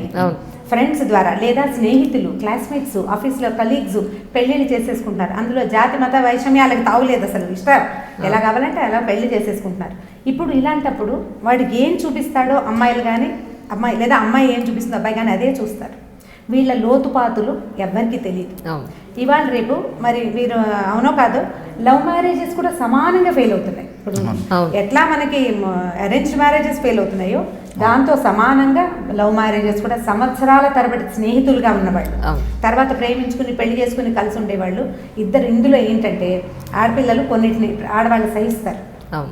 ఇదివరకటి కాలంలో భార్యలే ఒప్పుకుని భర్తలకి 2వ పెళ్లిళ్ళు చేసేసుకోమని చెల్లెళ్ళను కూడా చేసేసిన రోజులు కూడా ఉండేవి పాతకాలంలో. ఇప్పుడు ఇలాంటి మోసాలని సహించలేకపోతారు మగవాళ్ళు, ఆ మోసాన్ని సహించలేరు. ఇది ఒక సమస్య. ఉద్యోగాల వల్ల సమస్య, వేరు ప్లేసుల్లో పనిచేయాల్సి రావటం, స్థాయి భేదాలు అందులో. తర్వాత ప్రధానమైనది కుటుంబ నేపథ్యం. పెళ్లి చేసుకునేటప్పుడు ప్రేమించుకునేటప్పుడు ఒకళ్ళ మొహాలు ఒకళ్ళే చూసుకుంటూ ఉంటారు. ఇంకా కొన్ని కేసెస్ వీరి దగ్గరకు వచ్చే కేసులు వేరు, మన దగ్గరకు వచ్చేది వేరు కదా. ఆ అమ్మాయి ఒక ఆవిడ నాకు చెప్పారు, అమ్మాయి పీజీ చేస్తారు, అతను ఆల్రెడీ పీజీ అయ్యింది. ఈ అమ్మాయికి మంచి చోట సీట్ వచ్చింది, అతనికి కొంచెం మంచి చోట రాలా సీటు, ఏదో సుమారైన కాలేజ్. ఈ వాళ్ళిద్దరు కొంచెం చదువుకునే రోజుల్లో ఫ్రెండ్షిప్గా ఉన్నప్పుడు ఆ అమ్మాయి స్నేహితురాలతో ఇతను కొంచెం ఎక్కువగా ఇన్వాల్వ్ అవుతూ ఉండేవాడు, తెలుసు తనకి. అయినా సరే అతనే కావాలని ఇంట్లో బలవంత పెట్టి పోరాడి పెళ్లి చేసుకున్నాక తమ పెళ్లితో పాటు అతని ఫ్రెండ్షిప్ కూడా నడుస్తూనే ఉందని ఆ అమ్మాయికి 1.5-2 ఏళ్ళకి తెలిసింది. అప్పటికి అమ్మాయి పీజీ అయిపోయింది, అతను పీజీ ఫైనల్ ఇయర్లో ఉన్నాడు. తను లేనప్పుడు తన ఫ్రెండ్ తన ఇంట్లో ఉంటుందనే సంగతి ఆవిడకి తెలిసింది. మానేస్తాడు అనుకున్నాను అంటుంది. కాదు, నువ్వు ఎట్లా నమ్మేవమ్మా అని నేను అడిగితే, ఏమో అంటే అప్పుడు నాకు తెలియలేదు, ఒక పిచ్చి ప్రేమ, వాడిని ఒక వదలలేని తను పొసెసివ్గా ఫీల్ అవుతారు, ఈ బొమ్మ నాది అని. స్నేహితురాల చేతుల నుంచి లాక్కుంటున్నాను అనుకుంది ఆవిడ. ఆల్రెడీ ఆ వీడి పీక పడితే దాని చేతిలో ఉందనే సంగతి గుర్తించలేదు. ఇప్పుడు ఈ పెళ్లి ఫెయిల్ అవుతుందా సక్సెస్ అవుతుందా చెప్పండి? Obviously fail. ఇప్పుడు ఇందులో ఆడవాళ్ళ సాయదా మగవాళ్ళదా? తెలివి తక్కువ ఆడవాళ్ళది, 100% తెలివి తక్కువ ఆడవాళ్ళు. తక్కువ. ఇట్లాగే అవును. ఇలాగా మగవాళ్ళకి బ్యాడ్ హ్యాబిట్స్ ఉన్నాయని తెలిసి కూడా వాళ్ళతో స్నేహంలో ఉంటారు, తర్వాత ప్రేమించుకుంటారు, హ్యాబిట్ పెరిగిపోతుంది. అవును. ఈ లోపల ఉద్యోగాల్లో సక్సెస్ అవ్వకపోతే హ్యాబిట్ ఎక్కువైపోతుంది, దాన్ని నిరంతరం భరించాల్సి వస్తుంది. స్నేహితులుగా ఉన్నప్పుడు ఏమిటి, ఎవరిళ్లలో వాళ్ళు ఉంటారు, అప్పుడప్పుడు కలుసుకుంటారు, తెలియదు కదా, బాగానే ఉంటుంది. ఒకే ఇంట్లో ఉండాల్సి వచ్చేసరికల్లా ఈ హ్యాబిట్స్ లోపాలన్నీ కానీ బయటపడతాయి. దౌష్ట్యం కానీ వాళ్ళలో ఉండే బ్లాక్ ఇవి ఉంటాయి కొన్ని నీడలు నల్లటివి, అవన్నీ ప్రత్యక్షంగా చూడాల్సి వస్తుంది. అప్పుడు ఇంకా రెండో దారి ఉండదు. అవును. ఇప్పుడు రెండో దారి లేదు. ఇప్పుడు వీళ్ళు ఏం తెలుసుకున్నారు, ఒకళ్ళ ఫ్యామిలీ గురించి ఒకళ్ళు ఏమి తెలుసుకోరు. ఒకవేళ ఫ్యామిలీలో ఏమైనా ఇబ్బందులు ఉన్నాయనుకో ఎవరు చెప్తారండి, ఎవరైనా చెప్తారా? ఎవ్వరు చెప్పరు. ఒకవేళ మన ఇద్దరం ఎదురుబెదురు కూర్చున్నాం, మీ మొహం నిండా మసి ఉందని చెప్పడానికి నేను కూడా మొహమాట పడతాను. అవును, నిజం. మొదట్లో మాట్లాడతాం, మనం బాగా క్లోజ్ అయ్యాక అప్పుడు మాట్లాడతాం. అవును. ఈ క్లోజ్ పెళ్ళి అయిపోయింది అనుకోండి, ఇక అప్పుడు మసి మిగులుతుంది. అవును. ఈ మిగిలేదేంటి? అవును. అదే కదా జరిగేది. ఇది వరకట్లాగా సంబంధాలు చూడడం, మీ పెద్దాళ్ళు వెళ్ళి మాట్లాడుకోవటంలు అవి చాలా తగ్గిపోయింది. ఇవి ఇమీడియట్ పెళ్ళిళ్ళు. కొంతమంది అమెరికా నుంచి వచ్చి 5-6 పిల్లల్ని చూసి ఒక పిల్లని సెటిల్ చేసుకుని పెళ్లి చేసుకునేవాళ్ళు. అమెరికా నుంచి వచ్చిన ఆడపిల్లలు కూడా 6-7 అబ్బాయిలతోటి మాట్లాడి ఒక అబ్బాయితో పెళ్లి చేసుకునే వాళ్ళు కూడా ఉన్నారు. ఇప్పుడు పెద్ద తెలుసుకునేది ఏముందమ్మా ఇందులో? ఏం లేదు. మనం తెలుసుకోవాల్సింది, తెలియజేయాల్సింది ఏంటంటే ఈ పరుగు పందెంతో పాటు జీవితం అనేది ఒక పెద్ద మ్యాటర్ అని. అది పిల్లలకి కాదు తెలియవలసింది, పేరెంట్స్. నువ్వు వేసే స్టెప్పే సరైంది కాదని పేరెంట్స్ పిల్లలకి చెప్పగలగాలి. లేదా ఈ నడుస్తున్న నడక ఏదైతే ఉందో ఇది మన ఒక ఫ్యామిలీ, ఇందులోకి వెళ్తావు, నువ్వు ఈ ఎంటర్ అయ్యేదాన్ని నువ్వు సరిగ్గా చేసుకో, సజావుగా ఉండు. రేపొద్దున ఏదైనా తేడా పాడా వస్తే ఇలా తెంపేసి ఎన్ని చోట్ల ముళ్ళు కట్టిస్తాం మనం? అవును. డివోర్స్ తీసుకోవచ్చు, అందరూ ఇప్పుడు నెక్స్ట్ వచ్చే వాళ్ళైనా మనకు అన్ని నచ్చే గుణాలే ఉంటాయన్న గ్యారంటీ లేదు కదా. ప్రధానమైంది రిస్క్ అనేది ఎప్పుడూ ఉంటుంది పెళ్లిళ్ళల్లో. నేను ఎప్పుడో ఒక వీడియో చేసి పెళ్ళి ఇప్పుడు గ్యాంబ్లింగే, చాలా రోజుల క్రితం చేస్తాను, ఎప్పుడు గ్యాంబ్లింగే. అది రెండు పంది వేస్తాము, 2 పడుతుందో 1 పడుతుందో తెలియదు వెదోది. మనకేమైనా గ్యారంటీ ఉందా? విసిరావు నువ్వు 4 గవ్వలు, 2 పడాలని ఆస్పైర్ చేస్తావు, లోపల బోల్డ్ అంతా ఊహిస్తావు, ఎఫర్మేషన్స్ బోల్డ్ ఉంటాయి. 2 పడాలి, 2 పడిన తర్వాత అప్పుడు ఆకుపచ్చటి చెట్లు, తర్వాత పైనుంచి వెన్నెల, ఇక్కడ సెలయేరు, బోల్డ్ ఊహిస్తావు. అది 1 పడితే మొత్తం ఊహంతా పోయిందా? ఎంత ఊహిస్తాం పెళ్ళంటే, ఆడవాళ్ళైనా మగవాళ్ళైనా. మగవాడికి ఒక సెక్యూర్డ్ హాయ్ ఫ్యామిలీ లైఫ్, ఆడవాళ్ళకి ఒక సెక్యూర్డ్ బ్యూటిఫుల్ లైఫ్. ఆడపిల్లలు తమని సంతోషంగా ఉంచేవాళ్ళు కావాలని కోరుకుంటారు. మగవాడు తనతో పాటు చక్కగా నడిచే సహచరి కావాలని కోరుకుంటారు. వాళ్ళు జాగ్రత్త పడాలి. ఈ నడుస్తున్నది ఒకవేళ ఇది ఒక్క కాలు మీదే నడుస్తుంది, అయినా దాన్ని నడిపించాలి. కుంటిదో గుడ్డిదో మనం చేసుకున్నాము, దీన్ని మనం భరించాలి, నేను భర్తని అనే ఇంగితం మగపిల్లలకి ఉండాలంటే ముందు పేరెంట్స్కి ఉండాలి. ఆడపిల్లలకి ఇప్పుడు ఎవడో ఒకరిని సెలెక్ట్ చేసుకున్నాం, వీడు ముళ్ళ దారిలో తీసుకెళ్తాడు, ఏ దారిలో తీసుకెళ్తాడు, కాళ్ళు జాగ్రత్తగా వేసుకుని నడవడం నేర్చుకోవాలి. మనం ఆలోచించుకోవాలి. మొదట ఆలోచించి నువ్వు దిగు. ఆ మొదట ఆలోచన లేకుండా అప్పటికప్పుడు హుమ్మస్సులో చేసేది. పోనీ ఈ హుమ్మస్సు టీనేజ్ పెళ్ళిళ్ళు అనుకోండి, పాపం వాళ్ళకి ఏం ఆలోచన, చిన్నతనం కదా, బాగా ఎదగరు, మనసుకి తెలియదు, ఎప్పుడు కలర్ఫుల్ థింగ్సే తెలుస్తాయి టీనేజ్లో. దాని వెనకాల ఉన్న చీకటి అర్థం కాదు. 24 ఏళ్ళు, 26 ఏళ్ళు, 30 ఏళ్ళు వచ్చాక అప్పుడు కూడా నువ్వు అలా చిన్నతనంగానే ఉంటావా? అప్పుడైనా నువ్వు ఎందుకు ఆలోచించవు? కనపడే ఈ రంగుల స్వప్నం వెనకాల ఏముంది అనేది ఆలోచించి దానికి రెడీ అయ్యి దూకేసేయాలి. ఈ రెడీ చేసే బాధ్యత డెఫినెట్గా పేరెంట్స్దే. ప్రతిసారి తల్లి తండ్రి తమదైన వేరువేరు ప్రపంచాల్లో ఉండిపోతున్నారు ఇప్పుడు. ఇప్పుడు విడాకులు తీసుకునే చాలామంది పిల్లల పేరెంట్స్ అన్బన్ ఉంటుంది, అమ్మా నాన్న ఎప్పుడు కొట్టుకుంటూ ఉంటారు. నాకు వచ్చిన ఒక కేసు, అమ్మాయికి 28 ఏళ్ళు, మా అమ్మని విడాకులు తీసుకోమంటున్నాను, మా అమ్మ వింటలేదంటే నన్ను అడిగింది. మీరు మా మదర్ని కన్విన్స్ చేయండి, మా ఫాదర్ చాలా విసిగిస్తాడు, ఆయన ఎప్పుడు తాగిస్తూ ఉంటాడు, తరచూ ఏదో గొడవలు అవుతాయి, డబ్బులు బోల్డన్ ఉన్నాయి, మా అమ్మ ఏమీ హ్యాపీగా ఉండదు. మీ నాన్నతో సెపరేట్ అయితే హ్యాపీగా ఉంటుందంటే కనీసం మా నాన్న బాల్ ఉండదు కదా మా అమ్మకి. ఈ పాయింట్ మీద ఉన్నారు. అయితే ఇప్పుడు మేడం ఇందాక ఏమన్నారు, బాధ్యత భరించాలి అని చెప్పేసి అని అన్నారు. ఇప్పుడు అలాంటివి చెప్తే నేను 100 చెప్తానండి. ఇప్పుడు వచ్చిన కేసు చెప్తున్నారు, అక్కడికి ఎందుకండి, ఎల్బీ నగర్ కోర్టులో నేను వేసిన కేసు, 2 పిల్లలు, ఒక అబ్బాయి యూఎస్లో ఉంటారు, ఒక అమ్మాయి ఆమెతోనే ఉంటారు.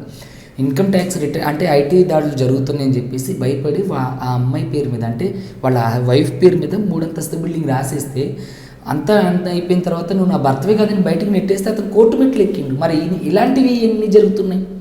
ఇక్కడ ఒక వ్యక్తి ఇప్పుడు ఒక పర్సన్ అనేవాళ్ళు కేవలం మంచి వాళ్ళే ఉండరు, అలాగని కేవలం చెడ్డవాళ్ళే ఉండరు. మంచి చెడు కలిస్తేనే ఒక మనిషి. ఆ మనిషి మంచిని తీసుకో. ఇప్పుడు మేడం అన్నట్లు టీనేజ్లో ఉన్నప్పుడు లేదంటే నీతో ప్రేమలో ఉన్నప్పుడు నీ దగ్గర ఉన్న ఏ లోపం కనపడదు అంటే అది మీదే తప్పు, అమ్మాయిదే తప్పు. ఇప్పుడు నువ్వు ఈ రోజు కనిపించిన తప్పు నీకు పెళ్ళైన తర్వాత ఎందుకు ఒక ఏమంటారు ఒక మొత్తం దారుణంగా కనిపిస్తుంది? తప్పు నీదే కదా. ఇక్కడ అట్లని చెప్పేసి ప్రతి అబ్బాయిలు అలా ఉండరు. ఇప్పుడు చాలామంది మీరు చూడండి, ఉస్మానియా యూనివర్సిటీ, మాణిక్యేశ్వర్ నగర్ బస్తీలు, తర్వాత అమీర్పేటలో, అదేవిధంగా స్టూడెంట్ పాపులేటెడ్ ఏరియాస్లో చూడండి చచ్చేటట్టు కష్టపడుతున్నారు మగపిల్లలు. ఏంటి 30 సంవత్సరాలు వచ్చినా సరే పెళ్లి చేసుకోవడానికి ముందుకు రావట్లేదు, ఎందుకంటే భయపడుతున్నారు నేను ఏం పెట్టి నా భార్యని పోషించగలగాలి అని. అంటే అంత పరిపక్వత వచ్చిన యూత్లో ఇలాంటివి ఎందుకు జరుగుతాయండి? కేవలం ఇక్కడ ఏంటంటే నువ్వు నేను సమానం, నేను నీకంటే ఏం తక్కువ కాదు అనే ఒక అహంభావం ఎప్పుడైతే స్త్రీలలో ఏర్పడుతుందో అప్పుడే ఈ వీళ్ళ మధ్య క్లాషెస్ అనేవి ఏర్పడతాయి. ఇంకొకటి ఏంటంటే వీళ్ళ మధ్య మోస్ట్లీ నేను చూసిన దాని ప్రకారం అయితే అహంతో చాలా జరిగితే ఆ తర్వాత వీళ్ళకి మధ్య అనుమానం, అక్రమ సంబంధాలు ఉండే అన్న భావన, ఆ అనుమానంతో మోస్ట్లీ జరుగుతున్నాయి. ఇంకా కానీ ఇక్కడ ఈ వీళ్ళ మధ్య ఏంటనంటే నవీన భావజాలం, తర్వాత అభివృద్ధి చెందుతున్నటువంటి మన సోషల్ మీడియా కానివ్వండి, ఫోన్ కానివ్వండి. అక్కడి వరకు ఎందుకంటే నేను ఉస్మానియాలో న్యాయ విద్యార్థిగా ఉన్నప్పుడు 1 GB డేటా 90 రూపాయలు పెట్టి కొనుక్కుంటే అమ్మో బాబోయ్ 90 రూపాయలు 1 GB డేటా, దీన్ని నెలంతా ఎలా వాడుకోవాలి అని వెంటనే వాట్సాప్ చాట్ చేసుకొని దాన్ని వెంటనే మళ్ళీ డేటా ఆఫ్ చేసి జైలు పెట్టేసుకున్నాం. కానీ ఈరోజు అలా లేదు పరిస్థితి. రోజుకు 1.5 GB ఫ్రీ. అలాంటప్పుడు నేను ఏం చేస్తానంటే అవసరానికి మించిన డబ్బులు ఉన్నప్పుడు, అవసరానికి మించిన అవకాశాలు ఉన్నప్పుడు, అవసరానికి మించి తప్పు చేయడానికి ఎన్నో దారులు ఉన్నప్పుడు తప్పకుండా నేను చేస్తాను. ఇందులో స్త్రీలు పురుషులు అనే తేడా లేదు. ఖచ్చితంగా ఇందులో లింగభేదం అనేది ఏం లేదండి. తప్పు చేయడానికి ఇద్దరు తప్పు చేస్తున్నారు. కానీ పురుషుడు చేసిన తప్పు మనం ప్రాథమికంగా తీసుకుంటే సంసారాలను నిలబడలేదు. అదే విధంగా స్త్రీ చేసే తప్పు, అదే చెప్తున్నాను నేను ఇందాకన్నా, ఒక స్త్రీమూర్తి చేసే తప్పు 2 కుటుంబాలకి ఇంపాక్ట్ చూపిస్తుంది. అంతేకాకుండా వాళ్ళకు పుట్టిన సంతానం మీద ఎఫెక్ట్ పడుతుంది. ఇప్పుడు అమెరికా లాంటి దేశాల్లో కాంట్రాక్ట్ పెళ్ళిళ్ళు ఎందుకు జరుగుతున్నాయండి? వాళ్ళకి అవగాహన లేదు. వాళ్ళకి మనలాగా ఒక వివాహ బంధం మీద బలమైన పటిష్టమైన నమ్మకం లేదు. మనలాగా వివాహ బంధం అంటే మన పెద్దలు నువ్వు ఏనతోనే నీ అంటే పాతకాలంలో మేడంకి తెలిసి ఉండి ఆ ఎత్తి మీద పడితే అంతే ఆ వాకిలే నువ్వు ఊడ్చాలి, నువ్వు చనిపోయేంత వరకు నువ్వు అక్కడే ఉండాలి అంటే. అదే చెప్తున్నా 50 years బ్యాక్ ఇంతే ప్రపంచం. ఇప్పుడు మనం ఎన్ని రకాల మార్పులు వచ్చినాయి, ఎన్ని అవకాశాలు వచ్చినాయి, ప్రపంచం ఎంత మారిపోయింది. ఇంత మారినా ఇదే భావజాలంతో ఉంటామంటే కుదరదు. మరి ఇప్పుడు ఇది కుదరదు. అందుకని ఏం చెప్పాలి, మీరు చెప్తున్న సరిగ్గా మీరు చెప్పిన మాటలే, మన ఇద్దరం ఒకటే విషయాన్ని మీరు ఇందాక ఆ స్టైల్లో చెప్పలా. ఇప్పుడు అబ్బాయిలు ఇలా చేశారు, ఇలా ఉండాలి, మీరు క్వీన్ లాగా ఉండాలి అని అంటే మీ క్వీన్కి సరైన ఈడు జోడు మీరు తయారు చేసిన ఇంకొక రాజుని, ఒక కింగ్ని తీసుకురండి. ఇప్పుడు విభిన్న మనస్తత్వాలని తీసుకొచ్చి ఒక దగ్గర కలపాలంటే ఖచ్చితంగా వాళ్ళ మధ్య కొంత క్లాషెస్ వస్తుంది. మేడం ఏం చెప్తున్నారు అంటే మన పాయింట్ విడాకులు తీసుకోవాల్సిన పరిస్థితులు ఎందుకు వస్తాయని. కానీ ఇక్కడ మేడం నేను స్త్రీ పక్షపాతిని కాదు అంటూనే స్త్రీ పక్షపాతం చూపిస్తున్నారు.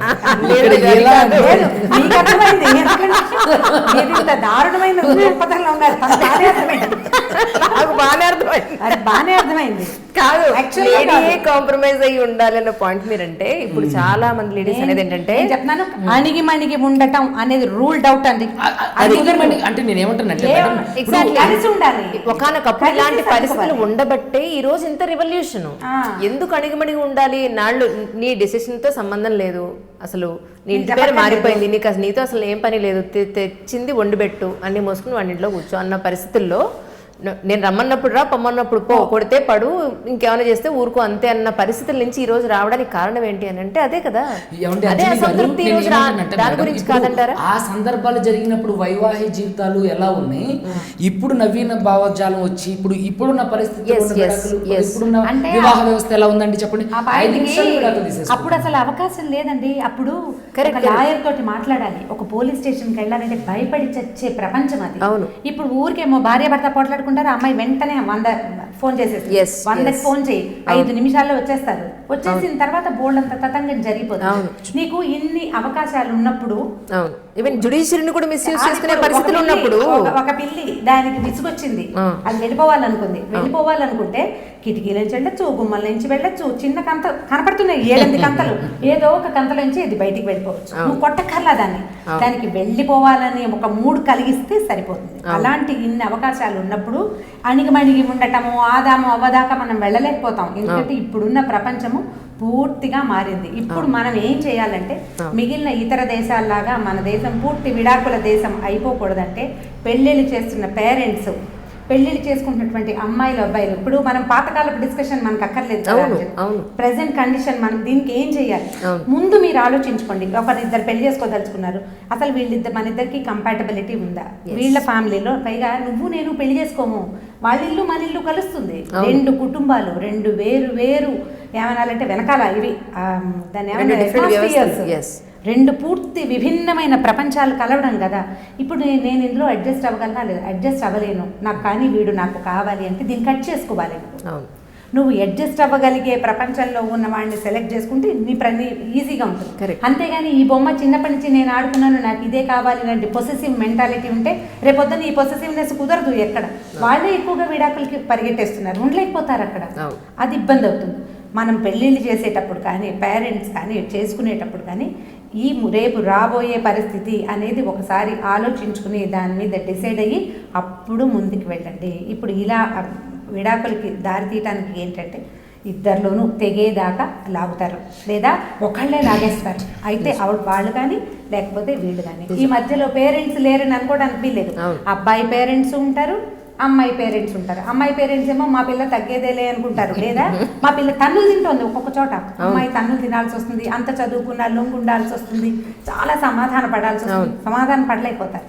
మగపిల్లడి తల్లిదండ్రులకి ఏమనిపిస్తుంది, ఆ పిల్ల పని చేయదనో, దాని ఉద్యోగం సరిపోదనో, వాళ్ళ పేరెంట్స్ పద్ధతిగా లేరనో, లేకపోతే ఈ పిల్లలు పుట్టలేదనో, ఇంకోటో వాళ్ళ అబ్బాయి దగ్గర లోపం. మొన్నటి దాకా భార్యాభర్తలు ఇద్దరు టెస్ట్ చేయించుకోవడం అనేది ఉండేది కాదు. ఇప్పుడు కొంచెం మారింది, సమాజం మారుతోంది కొంత. ఇప్పుడు ఇందులో ఆడవాళ్ళదే తప్పని కానీ ఆడపిల్లల తల్లిదండ్రులే తలొగ్గి ఉండాలని కానీ ఈ రోజున మనం అనడానికి లేదు. అంటే ఇప్పుడు ఒక పెళ్లి జరిగిన తర్వాత మీరు ఇదే విధంగా ఏదైనా గొడవలు వస్తే అమ్మాయి విషయంలో మీరు వెళ్ళి తీసుకొచ్చేస్తారా? ఇప్పుడు అదే కదా చెప్తున్నాను, పేరెంట్స్ సర్దుకోగలిగే సమస్య అయితే డెఫినెట్ గా సర్దుకోవాలి. చూడండి, ఇక్కడ విడాకుల వరకు వెళ్తున్నారు, కారణం అని అంటే అమ్మాయిలతోనే ఇది 100%. మీరు నన్ను తప్పుగా అనుకోండి, మీరు ఇంకేమని అనుకోండి, ఏంటంటే నేనున్న వాస్తవాన్ని బహిర్గతం చేస్తున్నా, నేను నాంచి దాన్ని ఏం చెప్పట్లేదు. నేను ఉన్నది ఏం చెప్తున్నా అంటే ఇప్పుడు అమ్మాయిలకు అనేక రకాలైనటువంటి విషయాలు అవగాహన వచ్చేసేసరికి ఫాల్స్ ఎలిగేషన్స్ భర్త మీద కొడితే వీళ్ళు వెళ్ళి 498A additional dowry harassment, 406 DP అంటే డౌరీ ప్రొవిజన్ యాక్ట్ ఇట్లా పెడుతున్నప్పుడు అబ్బాయి ఏం చేస్తారండి, అరే నేను అడిషనల్ డౌరీ అంటే నేను ఎక్కువ వరకట్ను అడగలేదు,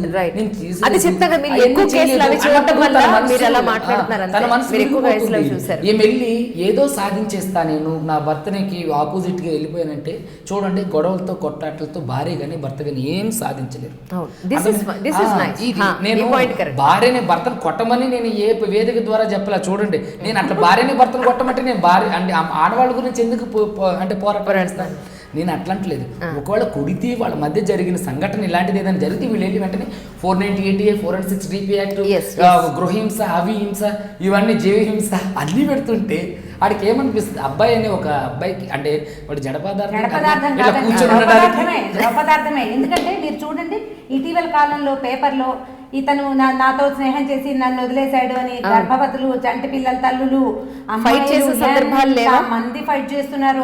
వాళ్ళేమో ఓ పక్కన వాళ్ళు చాలా బంగారు కుమారులు, అబ్బాయిలు, ఆడపిల్లలే ఇలా చేస్తారంటున్నారు. నేనేమంటానంటే ఇట్లా జరుగుతుంది అని అంటే ఇప్పుడు నేనున్నాను అనుకోండి, నేను ఇలాంటివి చూస్తున్నా కాబట్టి నేను మీకు చెప్తున్నా. అంటే సమాజంలో ఇవన్నీ జరగడం చెప్తున్నారు, చూస్తలేరు, మీరు చెప్తున్నారు అంతే, కానీ నేను దగ్గరుండి చూస్తాను. ఇక్కడ ఒక దెబ్బ కొడితే పడమని చెప్తున్నారు. ఇప్పుడు నేను ఒక తండ్రిగా రేపొద్దున నా కూతుర్ని ఒక అయ్య చేతిలో పెట్టి అయ్యా బాగా చూసుకుంటే వాడు ఎలాంటి వాడో ఏంటి అనేది అన్ని ఇక్కడ నేను కూడా ఒకటి చెప్తాను. ఒక దెబ్బ కొట్టినంత మాత్రం ఒక టాప్ మోస్ట్ డాక్టరు వాళ్ళ హస్బెండ్ అనుమానించినా, తిట్టినా, కొట్టినా, తాగొచ్చినా, ₹1 సంపాదించకపోయినా భరిస్తోంది. నా ఫ్రెండ్ సర్కిల్లోనే చెప్తున్నాను. ఒక స్కూల్ టీచరు ఏ ఉద్యోగం చేయడు, అసలు పొద్దున్న లేస్తే పుట్టిన కూతుర్ని కట్టుకున్న వైఫ్ని అన్నం వెడిగా లేదు, పచ్చడిలో ఉప్పు లేదు, ఇందులో తీపి లేదు అని కొట్టడమే పని. ఓకేనా? అంటే ఇలానూ అలా ఉన్నారు, అలా ఉన్నారు. నేను అనేది ఏంటంటే చాలా మంది ఆడవాళ్ళు భరిస్తున్నారు. కాదమ్మా, మనం చాలా మంది ఆడవాళ్ళు భరిస్తున్నారు. ఇప్పుడు ఈ పాయింట్ కాదు, మనము విడాకులకి దారి తీస్తున్న పరిస్థితులు ఎట్లా అందులోంచి తప్పించాలి, ఇది మాట్లాడాల్సింది పోయి మనం ఆడామొగల దౌష్ట్యాల లోపలికి వెళ్ళిపోతున్నాం. చాలా వృధా అయిన మాటలు. ప్రధానమైంది పెళ్లి చేసేటప్పుడు, చేసుకునేటప్పుడు రేపటి పరిస్థితి ఏంటి, మనం ఈ సమాజంలో వీళ్ళతో పాటు ఇమడగలమా లేదా అనేది ఆలోచించుకుని పెళ్లిళ్ళు చేసుకోవాలి. పేరెంట్స్ దానికి ఆలోచించుకుని ముందే మాట్లాడుకుని దిగాలి పెళ్లిళ్ళకి. ఇక ముందు చేయబోయే ఆల్రెడీ ఉన్న పెళ్లిళ్ళు లేదు, ఎంతసేపు నువ్వు తెంపుతావు. ప్రధానమైనది ఏంటంటే ఒక డివోర్స్, పెళ్ళై 5-6 ఏళ్ళు అయింది, ఒక చంటి పిల్లాడు ఉన్నారు, డివోర్స్ తీస్తాము. ఏం చేస్తాము, కొన్నాళ్ళ నుంచి పిల్ల ఇట్లా మూడి బారిపోయిన ఉన్న పిల్ల, పోనీ ఆ పిల్లాడిని మనం ఉంచుకుని పెళ్లి చేద్దాం, లేదా పిల్లాడితో సహా అమ్మాయిని యాక్సెప్ట్ చేసేవాడిని చూసి పెళ్లి చేద్దాం అనుకుంటాం. రెండోసారి అలాంటి సమస్యలు రావా? వస్తాయి, రావాలి. ఇప్పుడు సర్దేసుకుంటాం. అవును.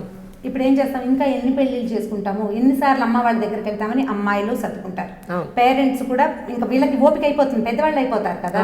ఈ స్ట్రెస్, ఈ యాంగ్జైటీ, ఈ వచ్చిన ఇబ్బందులు, సమాజంలో వచ్చిన సమస్యలు, ఆర్థికమైన చాలా సమస్యలు, వీటన్నిటిని హ్యాండిల్ చేసి వాళ్ళు కూడా ఏదో ఒకటి సర్దుకో, ఎలాగో అలాగా ఉంటే ఉన్నాడులే అని చెప్తే సర్దేసుకుంటారు.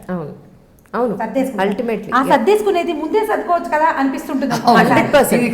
100% ముందే సర్దేసుకోవచ్చు. ప్రధానమైనది ఏంటంటే ఈ పెళ్ళనే గ్యాంబ్లింగ్, దీంతో మనకి చక్కటి కుటుంబ వ్యవస్థ వచ్చే అవకాశం ఉంది ఈ గ్యాంబ్లింగ్ తోటి. ఇది మనం సజావుగా ఆడాలి. ఒకసారి 2 వేసాం, ఒకటే పడింది, మళ్ళీ ట్రై చేయి అంటే ఇంకొకళ్ళతో ట్రై చేయమని కాదు, ఇదే వ్యక్తితో మళ్ళీ ట్రై చేయి, సరి చేసుకునేందుకు ప్రయత్నం చేయండి. కూర్చోబెట్టి మాట్లాడండి. మనకి ఇప్పుడు లాయర్లు ఎట్లా పుంఖాలుగా దొరుకుతున్నారు, అలాగే మ్యారేజ్ కౌన్సిలర్స్ చక్కగా దొరుకుతున్నారు. 4 పెద్దవాళ్ళు, ఇదివరకు పెద్దవాళ్ళు మామయ్యలు బాబాయిలు కూర్చునేవాళ్ళు, ఇప్పుడు అవకాశం లేదు, మనకు ఫ్యామిలీ లేవంత, మనమే ఉంటున్నాం. ప్రధానంగా ఆలోచించాల్సింది ఏంటంటే ఈ చేతులు మారిపోయే ప్రక్రియలోకి వెళ్ళద్దు. కరెక్ట్, చేతులు మారద్దు. ఈ ఉన్నదాన్ని ఎచ్చో పిచ్చో దీన్ని కొంచెం సరి చేసుకో. ప్రతి లోపాలు లేని మనుషులు ఉండరు. క్షమాపణ అనేది ఒక పాయింట్ ఉంటుంది. క్షమించేసేయటం, వదిలేయటం, వాళ్ళని అవతల వాళ్ళని వాళ్ళ దుర్గుణాలతో సహా స్వీకరించడం. నువ్వు భరించలేని పరిస్థితి, నీ పిల్లల జీవితం, నీ జీవితం అధ్వానంగా పోతుంటే నీకు చట్టం ఇచ్చిన అవకాశాన్ని తీసుకోవాలి. అంతేగాని ప్రతిదానికి నువ్వు సర్దుకోగలిగే అవకాశం ఉన్న చోట కూడా దీంట్లోకి పరిగెత్తద్దు. ఇది ఆడపిల్లలకి. అండ్ మగపిల్లలకి ఇప్పుడు నీతో ఉన్న ఒక అమ్మాయిని నువ్వు సరిగ్గా చూసుకోలేకపోతే నువ్వేం చేయగలవు? నీ వల్ల ఇంకేమవుతుంది? ఒక ఆడపిల్లని, దాని పుట్టిన సంతానాన్ని చూడలేని వాడివి నువ్వు కంపెనీలు నడుపుతావా? సమాజాన్ని ఏమైనా ఉద్ధరిస్తావా? ఏం విలువ ఉంటుంది వాళ్ళకి? ప్రతి మగవాడు ఆలోచించుకోవాల్సింది అది. అత్తవారింటి నుంచి ఆస్తులు తీసుకోవడానికి నీకేం హక్కు ఉంది అక్కడ? సిగ్గుమాలినతనం కాదు అది. ఎందుకు నా కాళ్ళ మీద నేను నిలబడతాను అని వెన్నెముక నిటారుగా ఉండే జంతువును, మనం జంతువులమే అందరం కూడా, అవి ఇవి కూడా, అవి అడ్డంగా ఉంటే మనం నిలువుగా ఉంటాం. జంతువులు వాటంతా శక్తి అనుసారం కష్టపడి సంపాదించుకుంటాయి. నేను సంపాదించలేనా అనే మొగతనపు ఆలోచన ఎందుకు రాదు? మొగతనం అంటే ఓ పెళ్లి చేసుకోవడం, దానికో 2-3 పిల్లలు కంటం కాదు కదా. నీ బతుకు నువ్వు బతకటం. ఇలాంటి అవుట్లుక్ని, ఈ రకమైన ఆలోచనని మగపిల్లల పేరెంట్స్ నేర్పగలగాలి. కరెక్ట్. ఇది నేర్పిస్తే అప్పుడు సమాజం బాగుపడుతుంది. ఈ డివోర్స్ అనేది మనకి చట్టం ఇచ్చిన ఒక మంచి అవకాశం. అలాంటి అవకాశాల్లో కూడా బాగా కొట్లాడుకు చచ్చి డివోర్స్కి వచ్చిన ఇలాంటి లాయర్లు గంటల తరబడి కూర్చోబెట్టి కౌన్సిలర్ దగ్గరికి వెళ్ళమని వాళ్ళిద్దరిని ఒప్పించి, గారని ఫ్రెండ్ ఉన్నారు, అప్పుడు చెప్తుంటారు, పొద్దునుంచి బాగానమ్మా తలకాయ నొప్పి వచ్చింది, పిల్లకి చెప్పలేకపోయాను, పిల్ల ఒప్పుకుంటే పిల్ల అమ్మ ఒప్పుకోవట్లేదు, లేదా పిల్లాడు ఒప్పుకుంటే వాడు అక్కడే ఒప్పుకోవట్లేదు. చెప్తుంటారు ఆవిడ. అవును. ఇప్పుడు వాళ్ళతో డిస్కస్ చేసి ట్రై చేస్తారు. ఇప్పుడు ఇన్ని డివోర్సులు చూస్తున్నామా, ఎన్ని కాంప్రమైజ్ చేసి ఉంటారో ఇలాంటి మహానుభావులు, భూమి మీద నడయాడుతున్న దేవదూతలు. వాళ్ళే ఒప్పిస్తారు బలవంతంగా, చెప్తారు ఏదో ఒకటి ఇట్లా కాదు అట్లా కాదు ఇట్లా. పోలీస్ స్టేషన్లో కొన్ని అయిపోతాయి, పోలీస్ డిపార్ట్మెంట్లో కూడా ఈ కొట్లాటల్ని కౌన్సిలింగ్ చేసేస్తారు, వీళ్ళు చేస్తారు. కొన్ని చోట్ల పేరెంట్స్ వాళ్ళు వీళ్ళు తంటాలు పడి చేస్తున్నా అయినా కూడా మనకి ఎక్కువే కనపడుతుంది. ఈ పరిగెత్తేది ప్రజ్ఞ ఇదంతా కూడా మనం పెళ్ళిళ్ళు చేసుకునే ముందు కనుక చూపిస్తే ఫ్రెండ్స్ని, క్లాస్మేట్స్ని, కలీగ్స్ని, తర్వాత అప్పుడే ఫేస్బుక్లో పరిచయమైన స్నేహాలతో పెళ్ళిళ్ళు చేసుకునేటప్పుడు మనం పెళ్లి చేసుకునేది ఒక కుర్రవాడిని ఒక మగవాడిని కాదు, వాడితో వాడి వెనకాలన్న మహాప్రపంచాన్ని పెళ్లి చేసుకోబోతున్నాం. ఎగ్జాక్ట్లీ దాంట్లోకి వెళ్తాం అన్న ఇంగితంతో ఆడపిల్లలు ప్రవర్తించాలి. ఇప్పుడు నేను వెజిటేరియన్ అనుకుంటాను, నాదే పెళ్ళి, నేను వెజిటేరియన్, అవతల వాళ్ళు నాన్ వెజిటేరియన్ అని నేను తిని నువ్వు సరిపోతుంది అని అనుకుంటాం, పెళ్లి చేసేసుకుంటారు. రోజు వాళ్ళు కోడో మేకో ఏదో తింటారు, అక్కడ భరిస్తూ ఉండదు. కొంతమంది భరిస్తారమ్మా, వాళ్ళని ఏ మట్టితో చేస్తాడో భగవంతుడు తెలియదు కానీ భరించి ఊరుకుంటారు. కొన్నాళ్ళు పోయాక అది నువ్వు చేయాలి, నీ పిల్లలు కూడా తింటారు, నీ కడుపును పుట్టిన పిల్లడు వాడని తింటాడు, నువ్వు చేసి పెట్టాల్సి వస్తుంది, దానికి కూడా నువ్వు లొంగాల్సి వస్తుంది. అవును, నీ వల్ల అవుతుందా లేదా నువ్వు ముందు ఆలోచించుకో. అవును, ఈ ప్రేమాతిశయంతో దిగుతారు చూసా, కొన్నాళ్ళు పోయాక ప్రేమాతిశయాలు ఎక్కువ రోజులు అట్రాక్షన్ నిలబడదు కదా, నిలబడదు. ఎందుకంటే భరించడం అనేది పెద్ద విషయం అయిపోతుంది. మనం ఇవి త్రాసులో వేసుకోవాలి, ఇది కొద్ది రోజులే ఉంటుంది, వాళ్ళతో కలిసి ఉండిపోవాలనిపించేస్తూ ఉంటుంది. చాలా కాలం ఈ కథ నడవద్దు. మనం ఏంటంటే సినిమాల వల్ల ఇదే పెద్దయ్యా కూడా 50 ఏళ్ళు వచ్చాక కూడా అలాగే శోభన్ బాబు జయచిత్రలాగా మనం ఉంటామని నమ్ముతుంటారు. ఒక 5-6 ఏళ్లలోనే ఇది కథ మారిపోతుందని అర్థం చేసుకోరు. అవును, అర్థం కాదు అసలు. మన సినిమాలు ఇందులో ఎంత పెద్ద పాత్ర పోషిస్తాయంటే ఇంకే విషయంలోనూ నేను సినిమాల సమయం తేను. పెళ్ళైన కొత్తలో ఉన్నట్టుగా 50 ఏళ్ళు వచ్చి వాళ్ళ పిల్లలు పుట్టాక కూడా భార్య భర్త అనురాగంగా ఉన్నట్టు చూపిస్తారు సినిమాలలో. భలే ప్రీతిగా ఉంటారు. బా అసలు చెప్పద్దు, ఈ చెప్పని రకంగా మనం ఉండలేము. పెళ్ళైన 2వ రోజు నుంచి కాన్ఫ్లిక్ట్ స్టార్ట్. అవును కదా, ఎక్కడెందుకు కోర్టును అసలు సినిమాలు ఎలా చూపిస్తారు? అసలు అంత మాట్లాడే అవకాశం ఎక్కడుంటుందంటారు? ఫ్యామిలీ కోర్ట్స్ లో, ఫ్యామిలీ కోర్ట్స్ ప్రత్యేకించి దీనికోసం ఫ్యామిలీ కోర్ట్స్ పెట్టారు కదండి, ఫాస్ట్ ట్రాక్ కోర్టులు ఇట్లా ప్రతిదానికి అనేది. ఫ్యామిలీ కోర్టులు జనరల్ గా కోర్టు చూపించే విధానం ఫ్యామిలీ కోర్ట్స్ అని కాదు. అసలు దాని అక్కడ జడ్జే దేవుడు, ఆయన ముందు ఏమీ మాట్లాడడానికి లేదు. మన తరఫున వచ్చిన అడ్వకేటే మాట్లాడతారు తప్ప. ఎవరు చెప్పారండి? అలా ఏం లేదు, ఖచ్చితంగా వాళ్ళని అడుగుతారు. సినిమాటిక్ గానే ఉంటుందండి. ఎట్లా అంటే నేను చెప్తున్నా వినండి అంజలి గారు, ఇక్కడ ఖచ్చితంగా భావ ప్రకటన స్వేచ్ఛ అనేది ప్రతి ఒక్క దగ్గర ఉంది. కోర్టు దానికి పెద్దపీట వేస్తుంది. మన అడ్వకేట్ సార్ మాట్లాడినా సరే మనం కల్పించుకొని మాట్లాడొచ్చు. అదే విధంగా జడ్జి గారు కూడా అడుగుతారు, ఓన్లీ అడ్వకేట్స్ వెళ్ళి సార్ మా క్లయింట్స్ ఇద్దరు divorce తీసుకోవాలనుకుంటున్నారని justice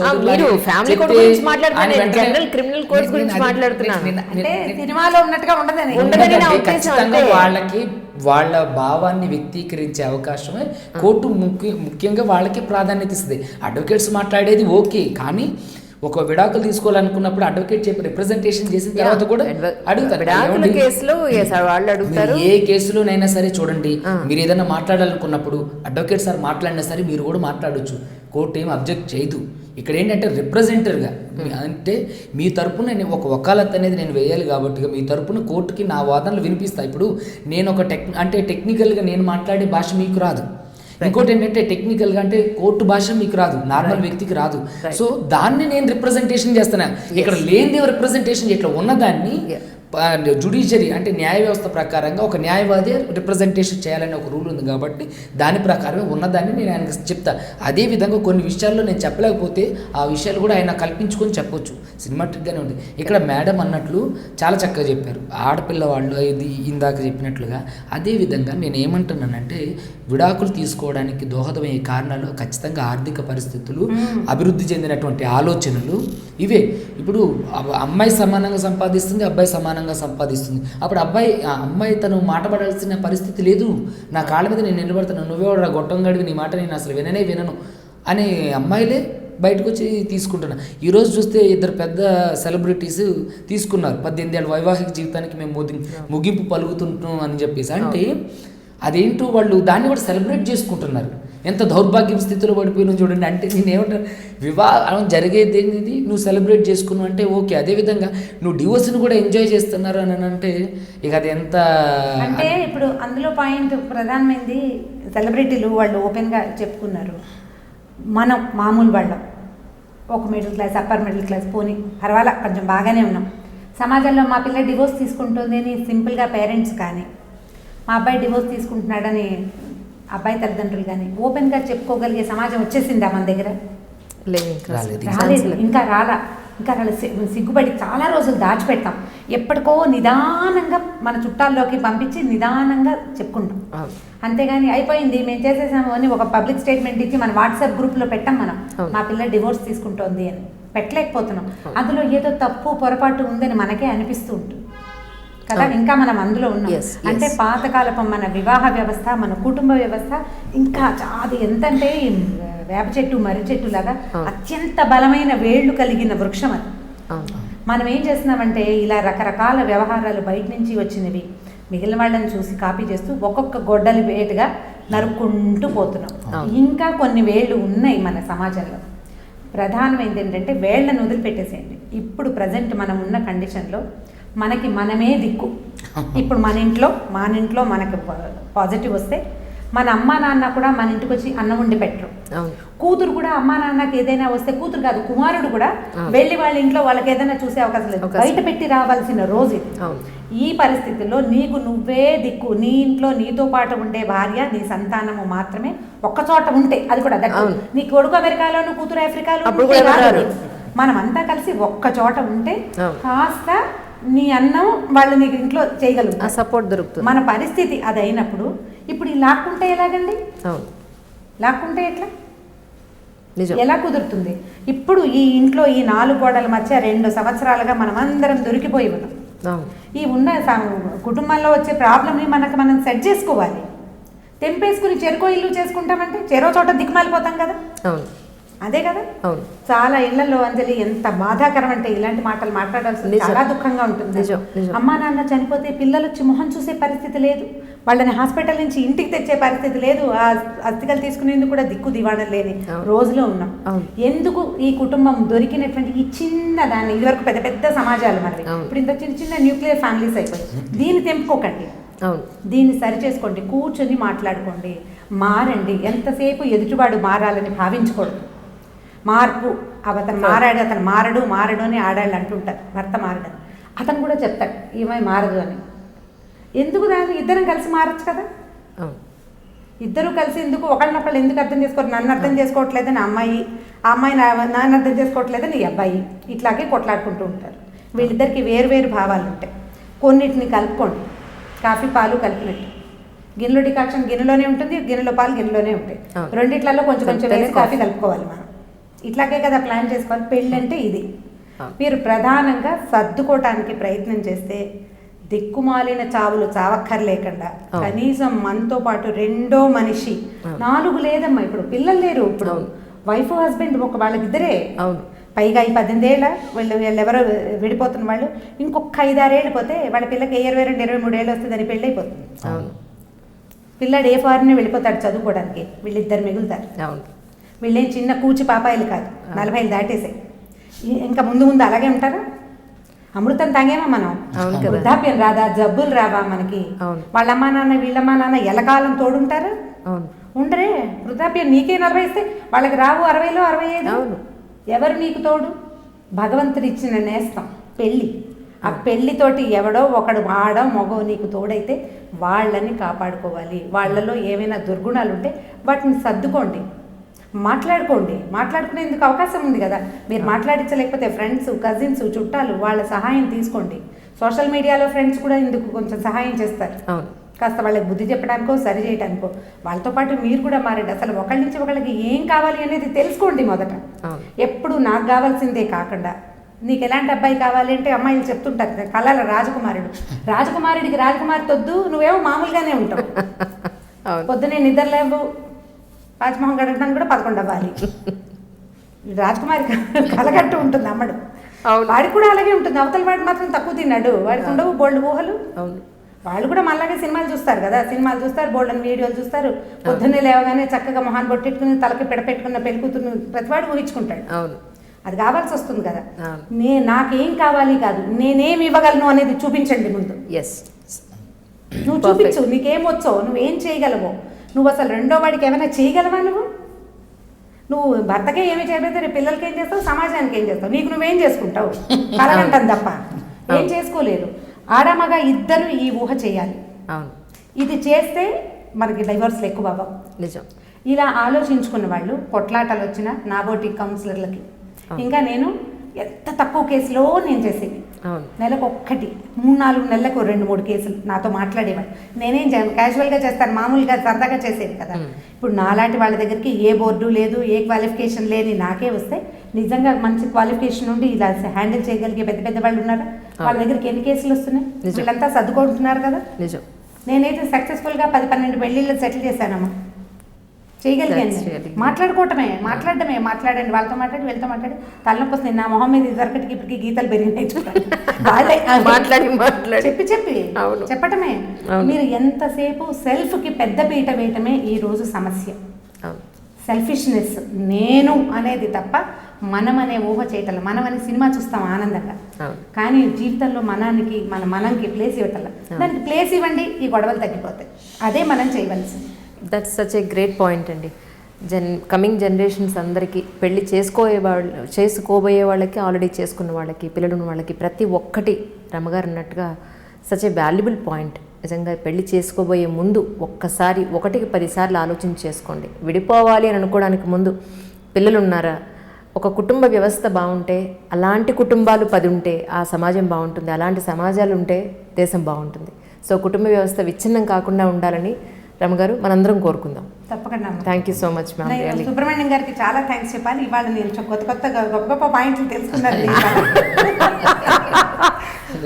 really ma'am, thank you so much Subbu గారు. మీకు రమగారు చాలా మంచి పాయింట్స్ మనం ఈరోజు డిస్కస్ చేసుకున్నాం. ఈ డిస్కషన్ వినైనా కొంతమంది అయినా కాస్త ఆలోచించాలి కూడా అండి. అంతకు మించి మనకి ఇంకేం కావాలి? నిజంగా ఆలోచించాలి కూడా, లేదంటే రేపు భవిష్యత్తు లేదు, రేపటి తరానికి నాదే లేదు. వీళ్ళు చేస్తే వాళ్ళు కూడా అదే చేస్తారు కదా.